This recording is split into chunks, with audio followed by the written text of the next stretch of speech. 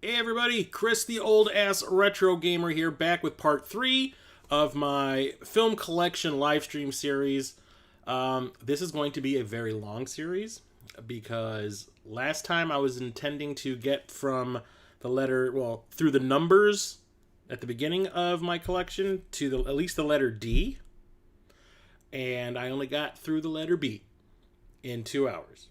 So there's going to be a lot of these streams. Trust me. Yes. And not that I'm complaining.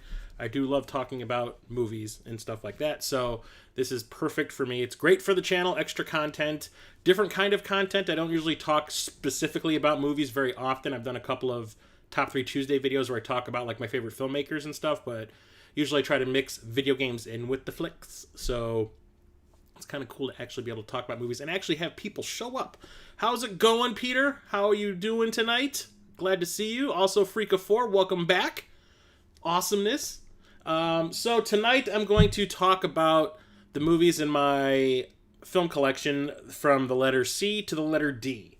Doesn't look like a lot, but it didn't look like a lot last time either, and it took me 2 hours to get through the letter B. So, yeah. So it's going to be Blu-rays. I have everything kind of mixed together. It's Blu-rays, 3D Blu-rays, and my 4K UHD discs. So let's just get right into it. So I want to say that this is something I added to my collection earlier in the week. Hit up a local store called The Exchange, which is kind of like a used media store. They have movies, they have music, vinyl, and video games. You will be seeing a lot of stuff I picked up there in the pickup stream at the end of this month, and you're going to love it. Trust me, I hit the jackpot. Also got a few Blu-rays through them. Like I said last time, I think I even said it in the first film collection stream. I've really been on a kick for the DC animated movies. They just released not too long ago Justice League Dark Apocalypse War, which is like their version of Infinity War. And it's like this long series of films that all kind of interlink that lead up to it that I did not realize was a thing. So I kind of skipped around. I've seen maybe 1 or 2 movies within that series, and I just saw Apocalypse War, which was awesome. So now I kind of want to go back and get all the ones that I missed, and one of which is Batman versus Robin. Found this at the Exchange Tuesday. This one is kind of based off of the Court of Owls comic book series in the Batman comics, and the Batman versus Robin thing is just kind of there. I think they called it Batman versus Robin just to get attention. I would have just rather they called it Batman Court of Owls. But it's pretty decent. I watched it yesterday, and I enjoyed it a lot. It's pretty cool. Nightwing is in it also as a babysitter for Robin. So I still need to find the one that came before this called Son of Batman, where they introduce Batman's child, who is the new Robin. So it's a pretty cool movie. I liked it a lot. I also picked up a bunch of other ones that are later in the alphabet. But now let's just get proper right into the letter C. Why is your description in the third person? Because it's always in the third person. I always do that. So first game, yes. First movie is Cabin in the Woods. I almost talked about this last week, and I was like, you know what? I'm cutting it off here. Saw this with my ex. It's written by Joss Whedon, and it is like the new Scream. Absolutely the new Scream. It's a super clever, reference-heavy, meta horror film where a bunch of teenagers, well, college students, go to a cabin in the woods for vacation, just like a lot of horror movies start. The only thing is, when you first meet them, they are really intelligent. They are all well-balanced. There's no drama in between them. They're just a bunch of friends that are just taking a break from college. But once they get there, things start to happen, and their personalities start to change, and they start turning into the stereotypical characters from a horror movie, and it turns out they're all part of a ritual to be sacrificed to one of the older gods to have him. So in order to have him not destroy the earth for like another year or whatever it is. Yes, it is one of the first times I ever saw Thor. Chris Hemsworth? Chris Hemsworth, yes. He has my name. I should have remembered that. I saw him in the original Star Trek remake, and that was just a bit role, but this is the first leading role I think I ever saw him in. But it's super clever. It makes fun of horror movies as well as honors them. I absolutely love it. I could watch this any day of the week. the different methods from which the death can come to the teenagers, when you see like the choices that they have to make, and then they have like all these, there's like the people that are running this whole situation have like this prison of all these different horror tropes. Like they have a pinhead guy, they have like a killer unicorn, there's, you know, fish people, all this kind of stuff. It is so funny. Absolutely love it. It's a great, great flick. Next up, we have one of my favorite comedies. This one I could put on whenever I'm down, and it immediately cheers me up. I saw this movie way too early in my life. This movie came out in 1980, I do believe. Yeah, 1980. I was 5. And I saw it probably when I was 6. It was way too young to watch Caddyshack. A very R-rated comedy for its time. Nowadays is pretty tame. But Rodney Dangerfield makes this movie. Bill Murray, Chevy Chase, everybody. Oh, God. I could quote this movie ad nauseum. But like I said, whenever I'm just down in the dumps, I will pop Caddyshack in, and it immediately cheers me up. I quote this movie to this day. Like, someone at work will fart, and I will say, like, did somebody step on the duck? You know, or we start making fun of people, and I'll be like, hey, baby, you must have been something before electricity. It's just super quotable, super fun, really funny. Just about a movie about a crazy group of characters that hang around a country club golf course. It's fantastic. The Journey song, yeah, when the I swear to... Okay, so, you guys want to hear a story that refers back to Caddyshack? So, story time. My brother, my little brother, my younger brother, he's 5 years younger than me. I want to say he was probably 2, so this is probably in 82 or 80, maybe 83. My mom's giving him a bath. I'm sitting on the toilet talking to... I'm not shitting. I was just sitting on the toilet in the bathroom while my mom was giving my little brother a bath, and I was talking to my mother, and my brother shits in the tub. And I see it float, and I go, duty, duty, duty, just like in Caddyshack. My mom's like, son of a bitch. So my mom takes my brother out of the tub, you know, flushes the shit, cleans the tub completely, scrubs it down, draws another bath, puts my brother in there, he shits in it again. And I start going, duty, duty, duty. And my mom's like, damn it. So she takes my brother out, flushes the turd, scrubs the tub down again, draws another bath, puts my brother in it, he shits again. And I do it all over again. Duty, duty, duty. And at that point, my mom was like half crying and half laughing because at that point it was just ridiculous. So I was like, you know what? I'm out of here. So I just walked out of the bathroom and let my mom deal with it. I don't think he crapped in the tub again. But that was really funny. And that's where I got the duty scene, is that pool scene. And by the way, welcome. I don't give a thumb. Welcome to the stream. Yep, and it was actually just a Baby Ruth candy bar that someone threw in the pool. And Bill Murray eats it and makes the judge's wife pass out. Here we have 2 of the 3 films in this series I do not want to own. I'm not a super completionist when it comes to this series, so I don't need the 3rd film because I've heard so many bad things about it that it was like so low budget and craptastic that I just don't even want to bother. But the first one is such a classic. I wanted to have Candyman in my collection. This is one from Scream Factory. They released this not too long ago. This has a ton of features, including not only the theatrical cut, but an unrated cut of the movie, which I watched, and it's maybe 30 seconds longer, I think.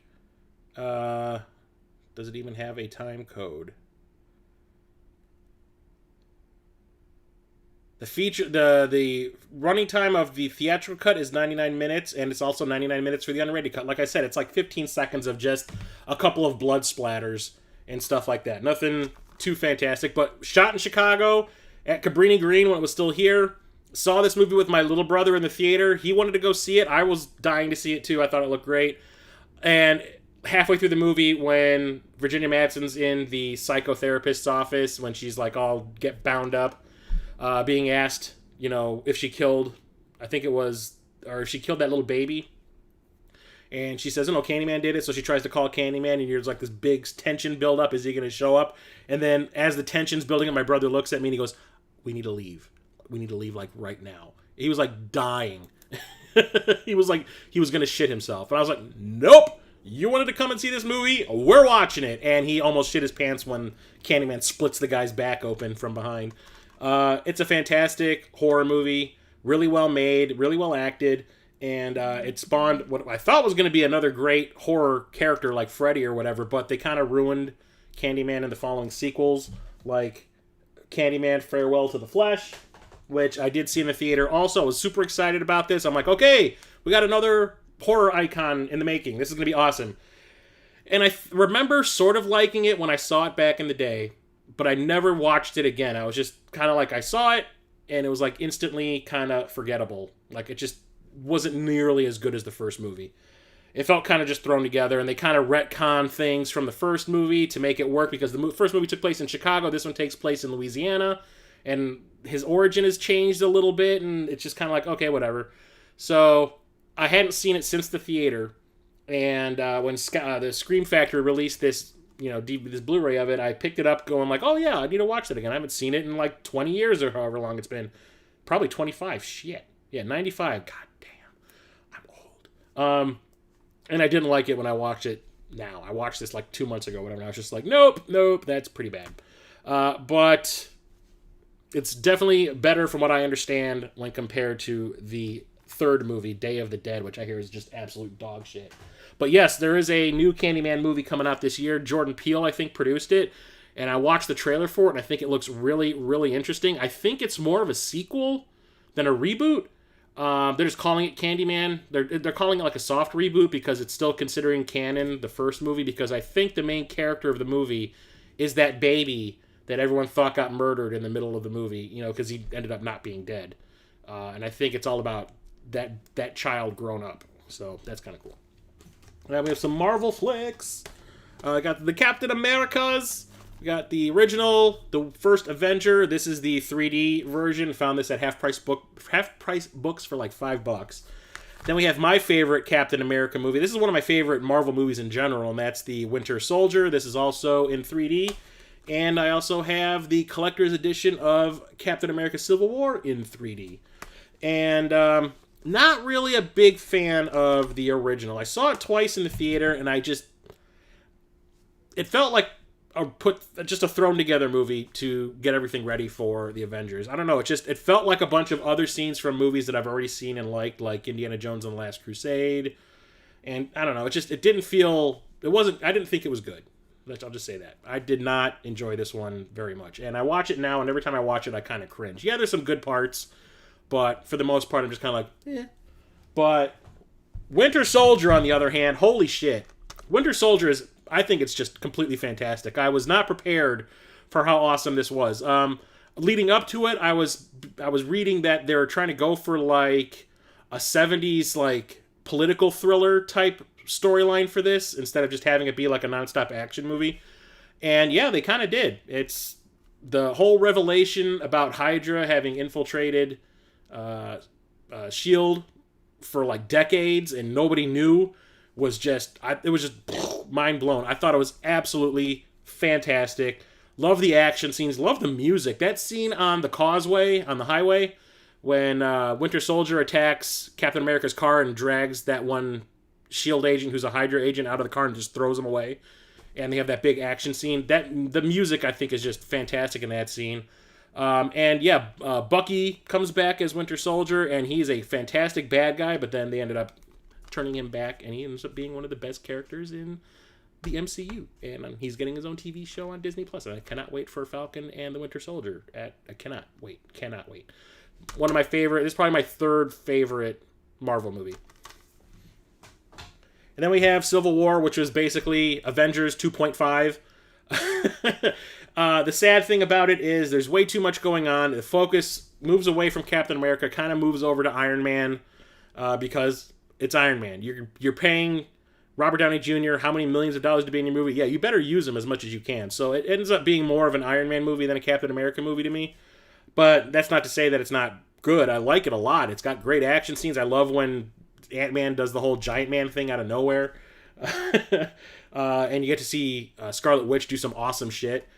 So I really love this one too. It's maybe 10th favorite or whatever. Yeah, Robert Redford, holy crap, he looked like he was having a blast being in a superhero movie. I mean, he kind of like muddles his way through in certain movies. This one, he was just kind of like,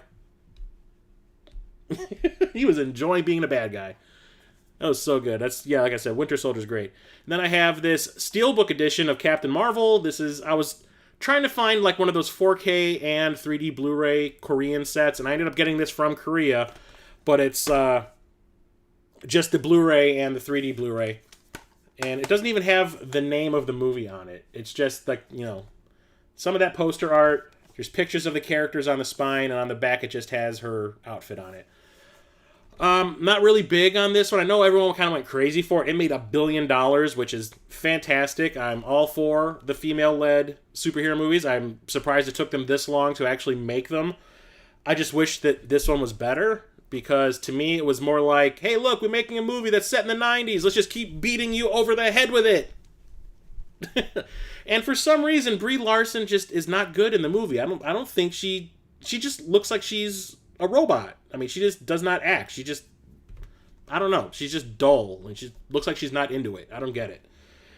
There's cool stuff in it. There's a lot of cool stuff in it. I like the fact that, what's his name? Ronan from the first Guardians of the Galaxy pops back up, because this takes place before Guardians of the Galaxy. And I do think that Brie Larson is good as Captain Marvel in the Avengers movies that she's in. But for the most part, I think this one's just kind of like okay. But the 3D is fantastic. I watched this when it first showed up in 3D in my PSVR, and it looked great. Casino, did see this at the Dollar Theater. How many hours is this? 3. Shit, where does it say? 2 hours and 59 minutes. Yep. I'm a big fan of Martin Scorsese's like crime drama movies, and this one is pretty good. It's not, I don't think it's as good as like Goodfellas. Goodfellas, I think, is like the pinnacle of his gangster movies, but this one's pretty good too. It's just kind of like Goodfellas 2. or 1.5, because it just brings back Robert De Niro and Joe Pesci again, and throws a really annoying Sharon Stone in the mix. But yeah, there's a lot of good stuff going on in here. It's just really long, and some of it drags. I think it could have been cut down a little bit, but Joe Pesci is just like perfect in here, stabbing people with pens and shit. Here's one of my favorite Bond movies, Casino Royale. This was the reboot of James Bond, where they brought in Daniel Craig for the first time. Everyone had a big problem that Bond was blonde. Who cares? In the book, I think he's described as just kind of having fair hair or whatever, like brownish hair, not black hair, just because everyone who's played him before had black hair. Who gives a shit? We don't watch the movies for his hair. But I think Daniel Craig is a fantastic Bond. Only thing with him is like every other movie that he's done, I think is good. I like this one.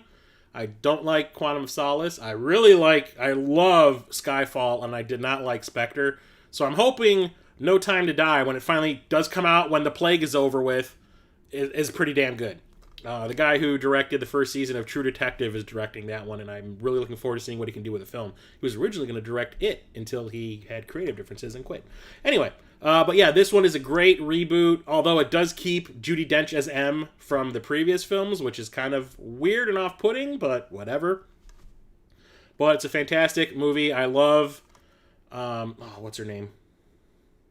Eva Green in this movie. She is freaking beautiful, and she's a great actress no matter what. So yeah, this is one of my favorite Bond flicks. And here's a weird one. Anyone ever watch The Cell? This is probably one of the most visually creative, interesting movies I've ever seen. The storyline is just kind of okay. It's kind of like Silence of the Lambs, where J-Lo, who I cannot stand no matter what she's in, I just do not like her. She's a psychiatrist who specializes in like going into the mind of a patient to help them. She has like this new technology that she helped develop where she can insert her consciousness into somebody else's and try to figure out what's keeping them catatonic or whatever if they can't talk. So she's like working with this little kid who is like in this catatonic state, and it's because in his mind he's like paralyzed with fear of this like monster that he thinks is coming to get him. But then there's this serial killer who's been like kidnapping women and drowning them, and then kind of sort of having sex with the corpses. It's kind of gross. He had a seizure and went into a coma, and he's already got a girl that he's trapped in like his little cell where he's going to drown her. They need to find her. So J-Lo is brought in to go inside of his head to find out where he's kept this girl, where this girl is at. And it's just like this psychotic wonderland inside this guy's head. The visuals are fantastic and creepy and gross. There's a lot of cool stuff going on, a lot of special effects. It is just visually amazing. I think it's great. I saw it in the theater opening day with a couple of friends. One of them was just kind of like, I don't know what the hell I'm watching, but the rest of us were like, okay, now this is the shit. There's been like a direct-to-video sequel to this that I say avoid at all costs. It's cheap as shit and garbage. This is absolutely fantastic, regardless of the fact that J-Lo's in it. But Vince Vaughn's in it. He's okay. He looks kind of out of place in a thriller like this. He's, Mr. Comedy, and he's kind of trying to be serious. And I'm like, not quite. But Vincent D'Onofrio plays the serial killer, and he is creepy as hell. So I highly recommend checking this one out if you can, if you haven't seen it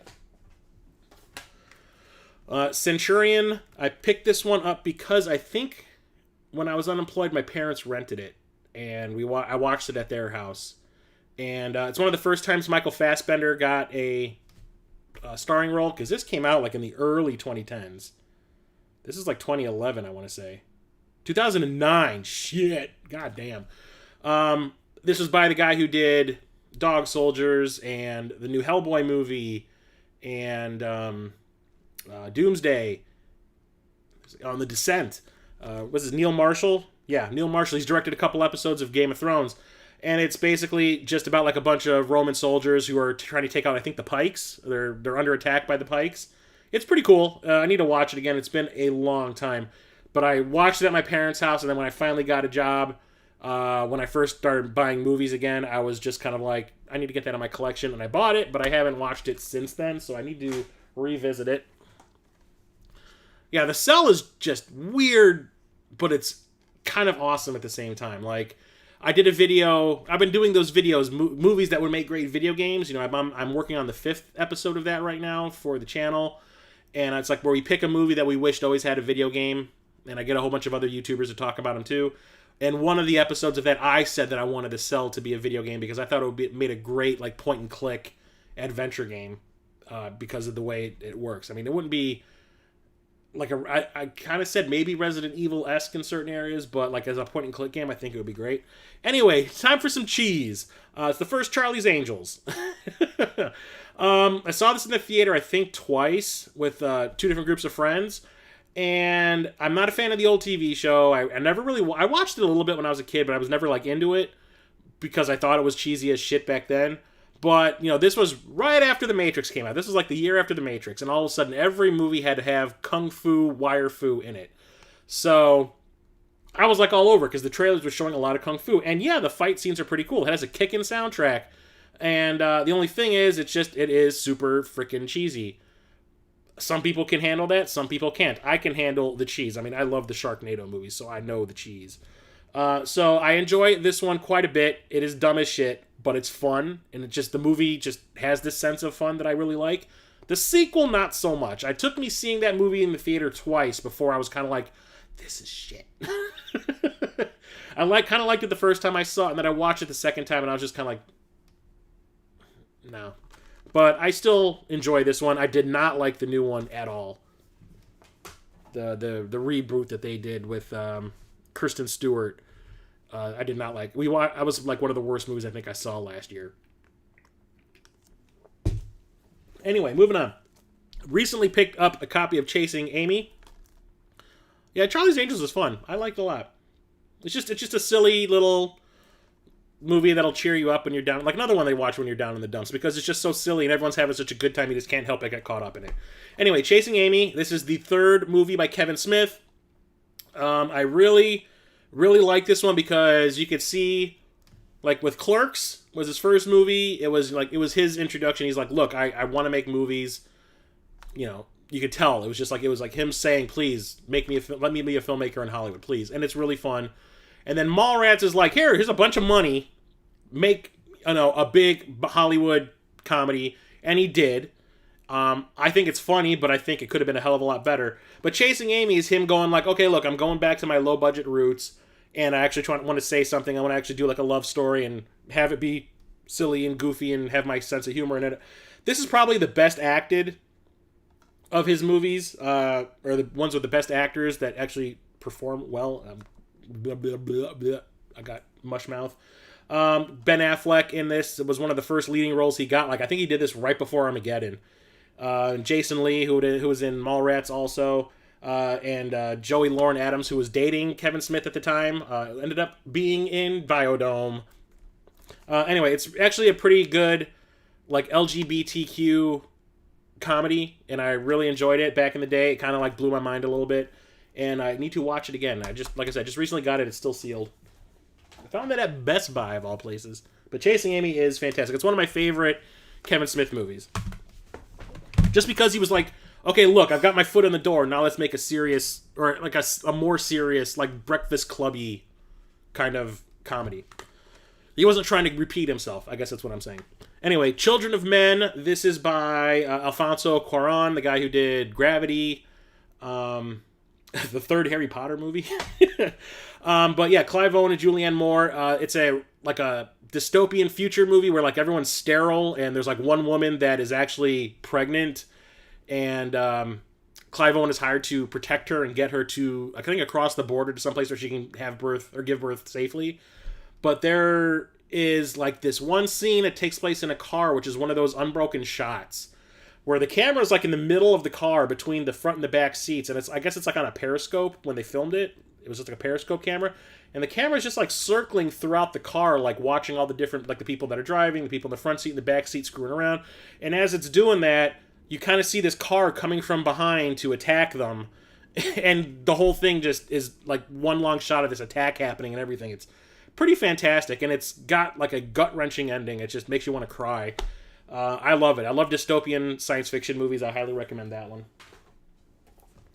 Haven't opened this one yet, but I've seen this movie like 500 freaking times. And it's Child's Play, the original Child's Play from the 80s. I got this from Scream Factory. I should probably open this like right now, because I need to watch this movie. Yeah, killer doll movie. It's been done before, but I think this is where it was done the best. Brad Dourif plays a fantastic bad guy. I'm glad that Chucky ended up becoming like one of those horror icons in the 80s. Although the sequels kind of diminished him as he went along, and there's like the new ones that are coming. Like, well, there's the remake, which I have yet to watch. But like the sequels that they keep on making that are going like direct to video, I just can't stand any of them. I just think they're just such garbage. It's like 1, 2, Bride of Chucky, and I think those are the only ones I can enjoy. Like Seed of Chucky, I think is like the worst one that they've ever done. But yeah, it's this one was also shot in Chicago, made by the guy who did the original Fright Night. Great killer doll movie. It's a lot of times there's parts where they make you think that it could be Andy, the little kid that owns the Chucky doll, is doing the killing and not the doll, and he just keeps blaming it on the doll. I think that was kind of a clever thing until you see the doll run around and, you know, start calling people motherfucker. But it's a really good horror movie. Not gory, like, at all, but there's some disturbing shots in here. One still disturbs me to this day, and it's at the very end when I think Chucky had been burned at this point, and Andy's on his butt, and he's like crawling backwards on the floor, and Chucky's walking at him, and just the angle they shoot this one scene at, or this one shot at, with Chucky just walking after him, and it's like a small person in a suit, but they try to do like a forced perspective shot to make him look smaller than he really is, because he's actually obviously taller than a little kid. But just the way the mask is on the Chucky doll, and the way he's walking, it just creeps me the fuck out. But it's a great horror movie. I love it. I need to get, like, at least... I don't even know if Part 2's been released on Blu-ray. I should probably look into that. Here's a low-budget movie from the 80s. I originally saw this, like, on a UHF channel. You know, it was cut to shit. I mean, obviously, horror movies are going to be cut to pieces when they're broadcast on television. But I liked it so much, I ended up going out and renting it and watched, like, the uncut version. I was like, okay, now that's the thing. It's called Chopping Mall. In other parts of the world, it's called Killbots. It's about a bunch of kids who decide to spend the night in the local mall. One of the kids works, I think, in a furniture store, and he keeps the store open past closing, and a bunch of I think it was her friends, show up for like a slumber party at the mall. Well, this mall also has just installed these new robot security guards, and their power supply gets like struck by lightning, and they kind of go crazy, and they have like laser guns that are supposed to stun people so the police can, you know, tackle them when the police show up, you know, just stun them and put them to sleep. But, like, the weapons get, like, amped up to 11, and it starts blowing people's heads up. It's really fun. It's funny. The characters are really likable, especially the final girl. The robots look really stupid. But it's a lot of fun. It's just a goofy, silly horror movie, and I love it. Yeah, Chopping Mall's great. Ah, shit. Here we have one of my favorite John Carpenter movies, and that's Christine. One of the only times I think he actually made a movie based off of somebody else's work, like from a book. This is based off a Stephen King novel, obviously, and it's just basically a possessed car that kind of possesses this nerdy kid who has like no friends and is like beat up in school and picked on, and it gives him like a psychotic confidence, and he ends up going off and killing all the people that have bullied him with the car. It's really cool, really creepy. Love the music. It's John Carpenter. I love anything John Carpenter does, except a couple of things. But that's one of my favorite ones. This one surprised me. I never got to see this in the theater. I kind of wanted to, but I was kind of getting sick of the whole found footage thing by this point. So I was kind of like, I can wait for video. And then when I saw it on video, I was like, I screwed up. I should have seen this in the theater. But it's Chronicle. This is the director's cut lost footage edition. It's a superhero movie done as a found footage film. It's the first time I ever saw Michael B. Jordan in a film. A bunch of high school kids find I think it was a meteorite or something in the woods, and it kind of gives them superpowers. Two of them just kind of use it for whatever, but one of them, it drives them crazy and they become a villain, and the other two try to stop him, and it's really, really good. I like this one a lot. It's really well acted, really well presented. The only footage you see in the movie is from what other people have been filming. And it's like whenever the big battle is happening at the end, it's from all the people who are filming it with their cell phones, like in the area. Like somebody, 500 people are filming this freaking thing when they see two people flying through the air and punching each other. So like the footage you're seeing isn't like a film, like there's a camera. It's just all from the point of view of all the different people that are filming it with their phones. It's really cool the way it's done. I like it a lot. I saw this one. I got it on Netflix. I rented it when I was actually renting discs from Netflix, and I'd never saw it before. My brother recommended it, and I watched it, and it kind of blew my mind. Only thing is, I don't really remember a whole lot about it, because I've only seen it the one time, and I bought it immediately after I watched it, because I was like, I need to own this movie, because I loved it that much, but it's called City of God. It's, I remember it takes place in Brazil. It's about a bunch of friends, and a couple of them are trying to be, I think they were trying to be gangsters, and it's like the good guys versus the good friends trying to get the friends who are kind of going bad to not go to the dark side, I guess. But I remember really enjoying it, and it really kind of choked me up at a couple of scenes. But I need to watch it again. It's been forever. Like, this came out in, I think, 2002. I haven't watched this since 2002. Goddamn.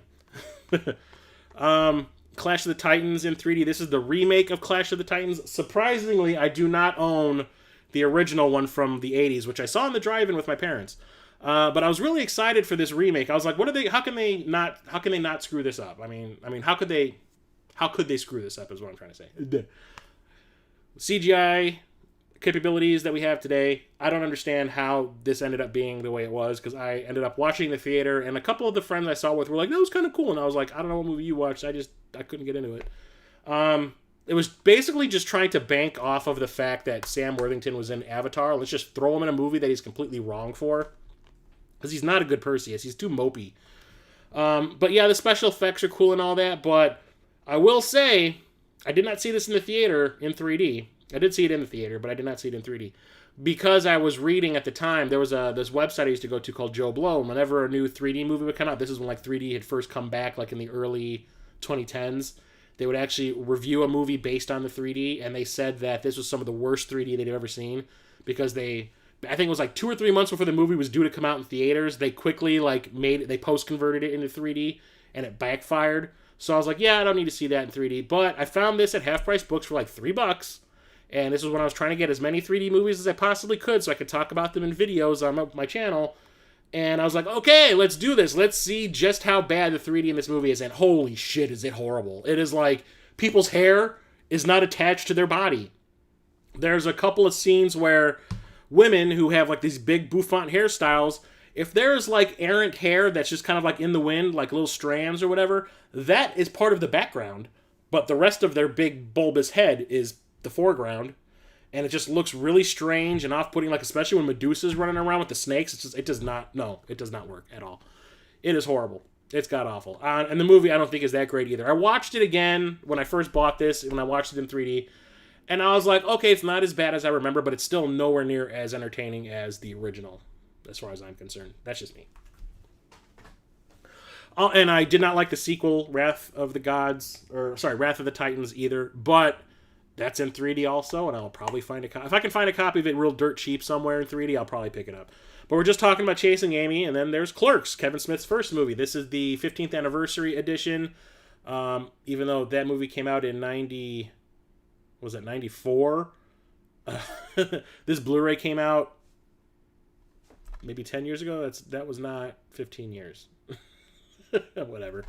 Yeah, this movie came out when I was actually working at a video store.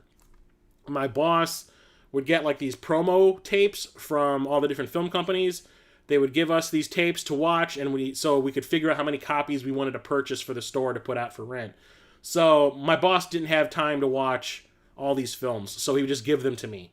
And I remember every time I would see Pulp Fiction in the theater, I saw Pulp Fiction in the theater like 4 times.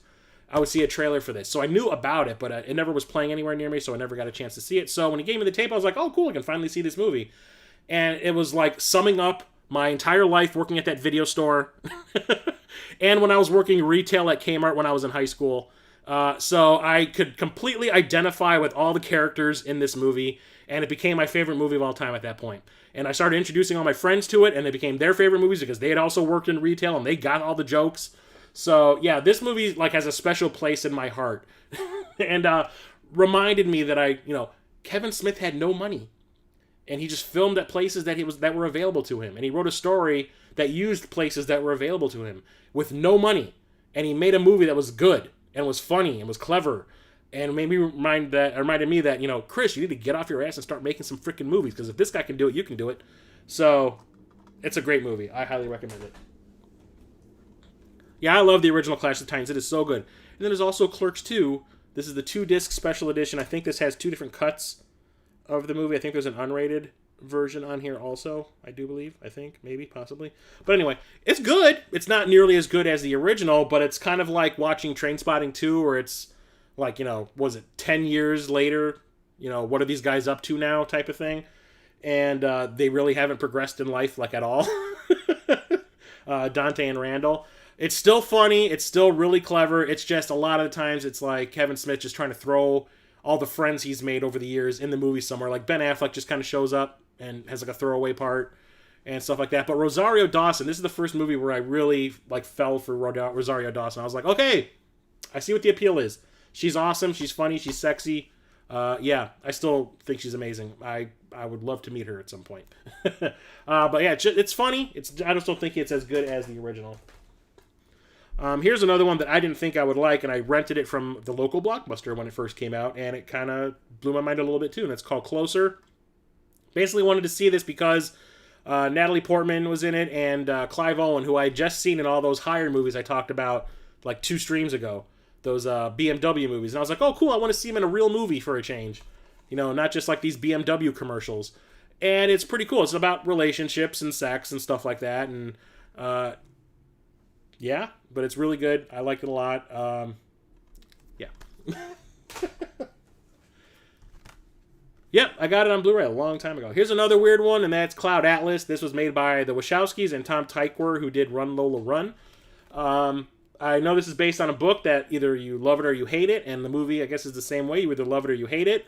I really wanted to see this in the theater. I wanted to support the Wachowskis, and I wanted to support Tom Tykwer making movies in America, because he's a German filmmaker, and it just never happened. I just never got around to seeing it. It disappeared so fast, I just never got a chance to see it. So when it came out on video, I rented it, and I was like, okay, now that was fucking awesome. It's really, really, really long and really convoluted. It's all about like a bunch of people. I think there's like 4 different storylines or 4 different timelines this movie takes place in. Yeah, I think there's like 4 different timelines, and it's like how these people from all these different timelines are kind of like connected, and they're kind of doing the same thing in each time period. And it's mostly about like being anti-establishment, and some of them are kind of funny. Some of them are in the future where there's like sci-fi shit going on, and one of them has to do with a couple of old people living in a retirement home, and they're trying to escape. But all the storylines kind of have the same theme, and it's just really interesting the way it's done. And then there's like this version that takes place in like the far, far, far future where people talk in this weird ass language that's really hard to decipher. But it's the same kind of thing going on.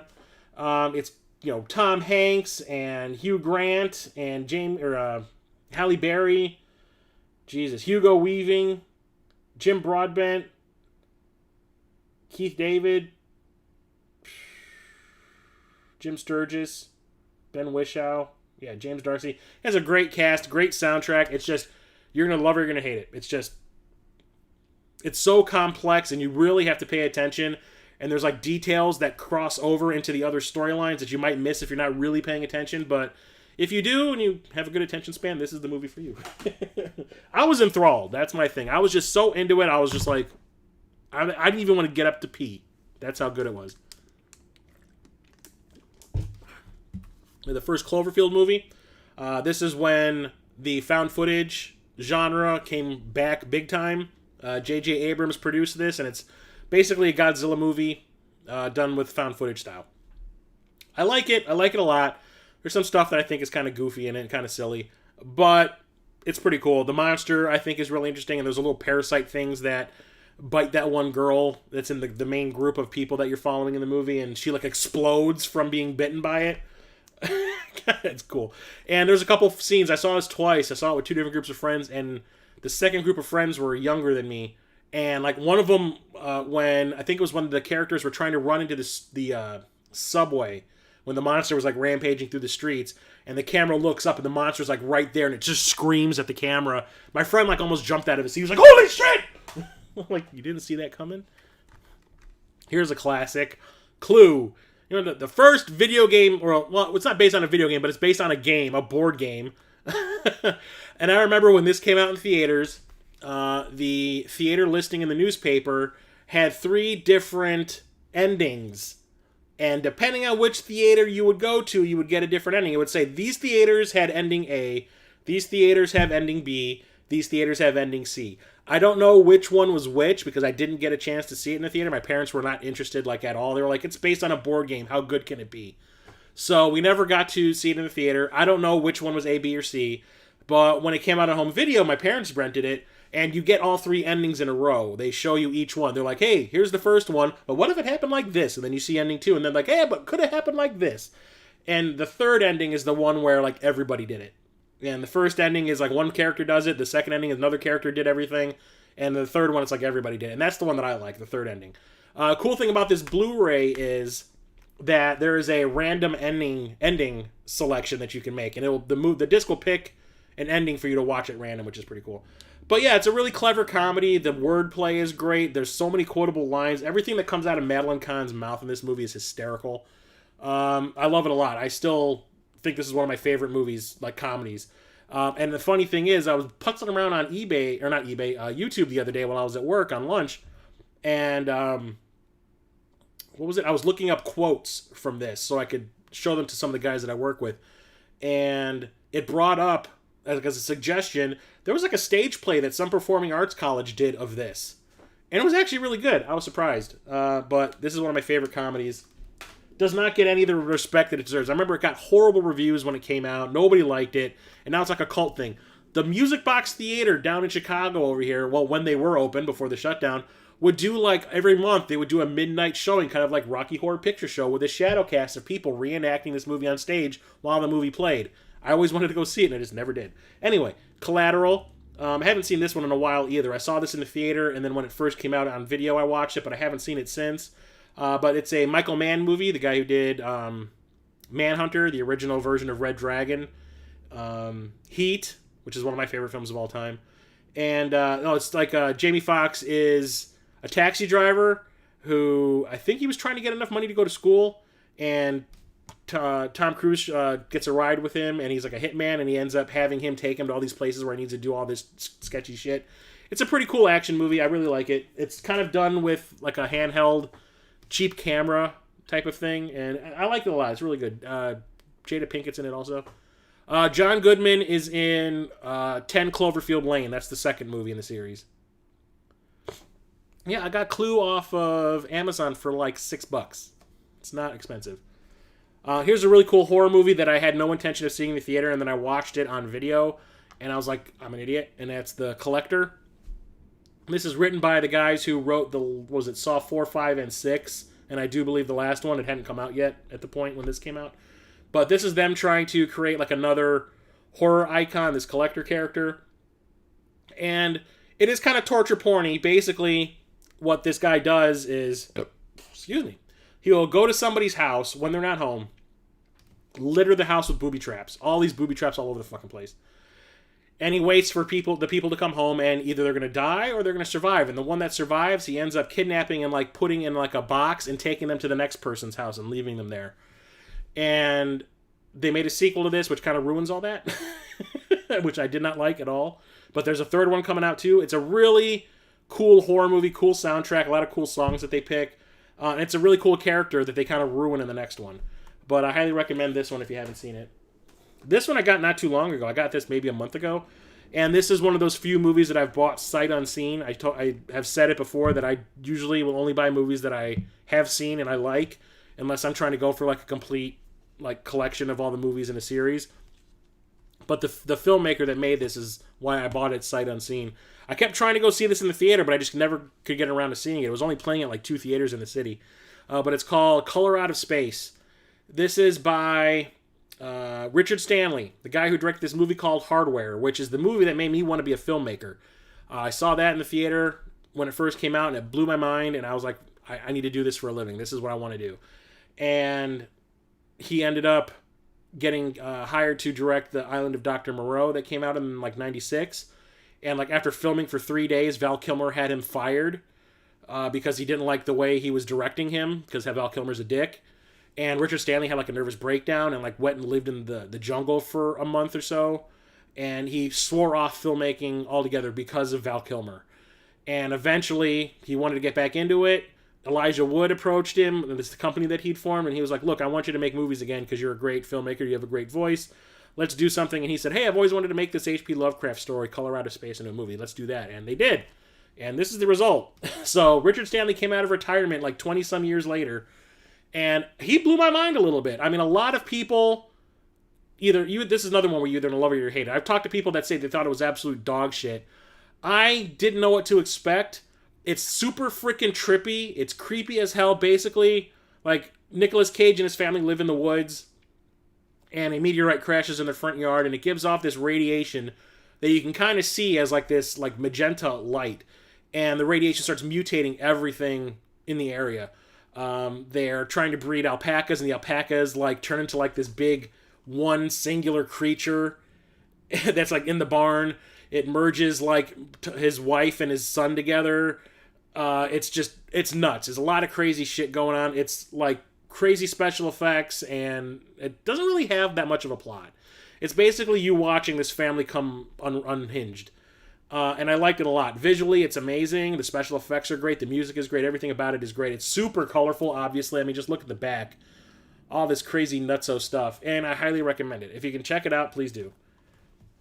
Like I said, but it's either a love it or hate it affair. Like I said, I've brought it up to people before that I just got a copy of Color Out of Space. I loved it. And there are people like telling me like I'm freaking nuts for liking that movie. But, you know, like, whatever. Anyway, in the second 3D Blu-rays you should watch on your PSVR video that I did, this was my number one pick for the second one. And it's called Coming At Ya. Never saw this in the theater. It was one of the first movies in the 80s to bring back 3D. I think this was the first movie. And they kind of pioneered the way to do it without it, like, using the red and blue glasses, like the anaglyph glasses or whatever they're called. This one actually used, like, these, oh, God, I can't remember what they called. I can't remember what the ones that look like sunglasses, like we have now. It kind of pioneered that type of 3D. I never saw it back in the day, but it's a 3D Western. The guys who made this ended up making another 3D movie called The Treasure of the Four Crowns, which I did see in 3D back in the 80s, and it is absolute dog shit. But this was kind of cool the way they did it. It's not a good movie by any means, but it's like every single possible thing you can get thrown in your face in 3D, they do it in here. There's like the opening credits is just a guy sticking things in the screen that has the people's names in the movie into your face. There's like a branding iron. He'll stick it in the camera. It's got someone's name on it that had something to do with the movie, you know, and all that. They're pouring coffee beans on the camera lens from above, and it's in 3D. They stick a baby's ass in your face in 3D for some reason. They thought that was a good idea. bullets, blood, everything. There's also these really cool scenes that are in black and white. And then if somebody gets shot or something blows up, that's in color. Like the blood is in color in the black and white scene. I don't think they actually shot it in black and white. I think they actually made everything to be black and white. Like they put makeup on everybody to make it black and white. And then the squibs would go off and the blood would be really popping. And then there's like explosions like that too. It's really stupid. It's also really fun. And it's also one of the more impressive 3D movies I've seen. And this was like from 1981. I want to say. 1980. Shit. It's crazy. It's absolute craziness. I found this at Best Buy, I found this at Half Price Books for like $10. So why not? There's another Colorado Space, yeah. Here's another classic comedy. I can't wait for the sequel, Coming to America, one of my favorite Eddie Murphy movies. I quote this one a lot too. Where Eddie Murphy plays like an African prince who is like has an arranged marriage. He doesn't want to have anything to do with that. He wants to actually find someone who actually loves him instead of is told to love him. So he comes to New York and starts looking for a bride, and it's really, really funny. Like really funny. The sequel, Coming to America, is coming out. Was supposed to come out this summer, I think. I think now it's coming out in the winter. Can't wait for it. Eddie Murphy's back after seeing My Name. Dolomite's My Name. I was like, okay, no, that's the Eddie Murphy I remember. I need to see him do more of that kind of stuff, and I'm hoping it's another return to form for him. Because I would love to have more Eddie Murphy movies, like good Eddie Murphy movies in my life. Here's a classic. Commando. Yay, come on, do now. Come on, Marge, what the fuck? This is the director's cut of Commando. It's a steelbook I found at Best Buy. I did not know that there was a director's cut of this.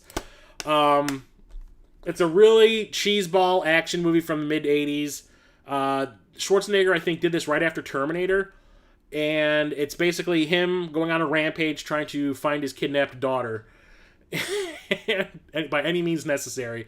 And the massacre scene at the end where he like is taking out all these soldiers single-handedly, like an entire army almost, single-handedly, is one of the craziest things I've ever seen.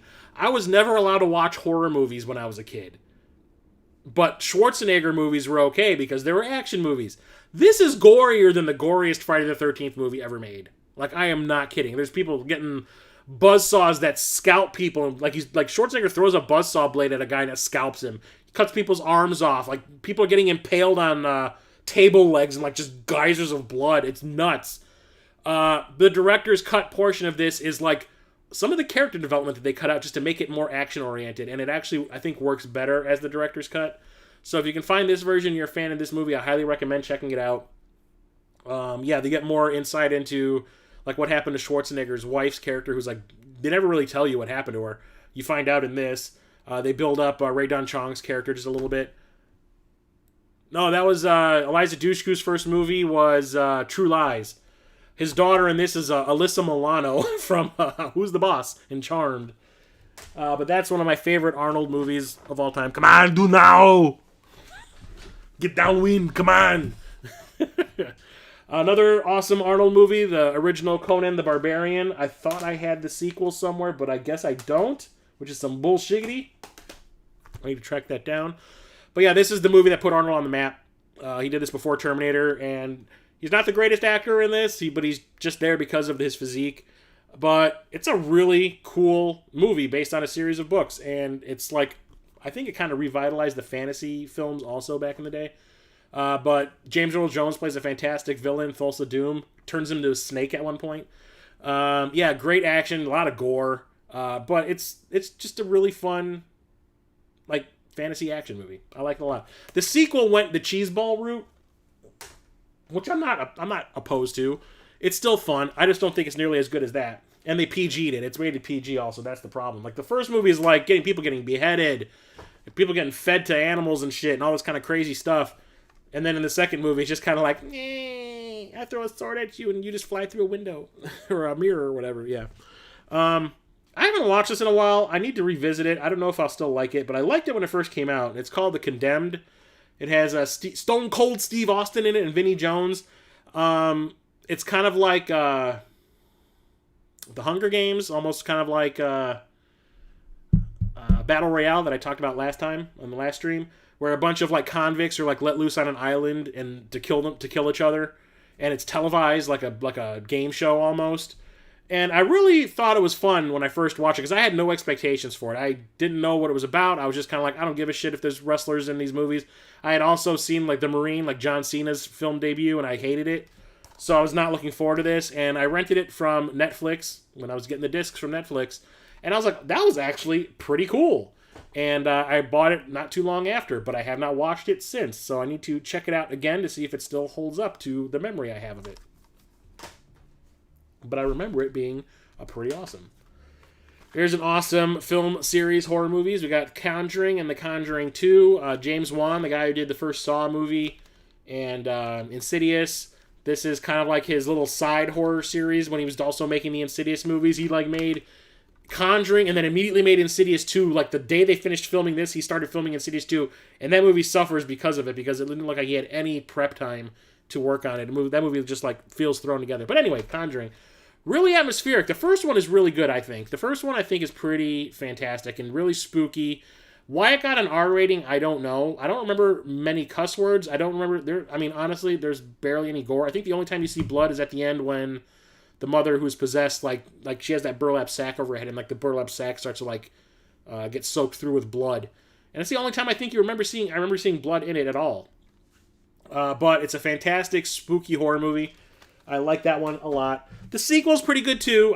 When I first saw it, I thought it was better than the original, but then when I bought the Blu-ray to show a friend who was like not familiar with any of these movies, I wanted to show him them back to back, so I bought a copy of 2, which I've been avoiding doing. And when I watched it with him, I was like, it's not as good as I remember it being, but it's still pretty good. I mean, it's still creepy. It's just like the final revelation of Mrs. Warren, the psychic, figuring out what's going on just absolutely randomly at the end of the movie. It just kind of like ruins it for me, when she's just kind of like, oh yeah, that's what's been going on. How do you know that? I don't know. It just, because that was written that way. But it's still pretty cool. Both of these are based on supposed true stories. This one, I think the sequel is based on the Enfield haunting, which is something that happened in England, and it also has a little bit of Amityville at the very beginning. And I think this is also, based on the Chase Files of the Warrens. This is another story. I don't remember exactly where this one was supposed to take place, but both of these are based on a true story. And there's a third one coming out, too, that is supposed to, I think, be based off of more of the Amityville thing. Here's a really cool, underrated horror action movie, and that's Constantine. I really loved this movie when I saw it in the theater. I still do. I saw it twice in the theater, both times on the IMAX. I had no expectations for it. I did not know anything about the comic book character. I'd heard of him, but that was about it. I knew Hellblazer was a thing. And that was all that I knew. And I went to see it blind just because the trailer I thought looked pretty neat. And it's a reuniting of Keanu Reeves and, what's her name? Rachel Weisz, who was in Chain Reaction with him. It was like her first movie before she did The Mummy.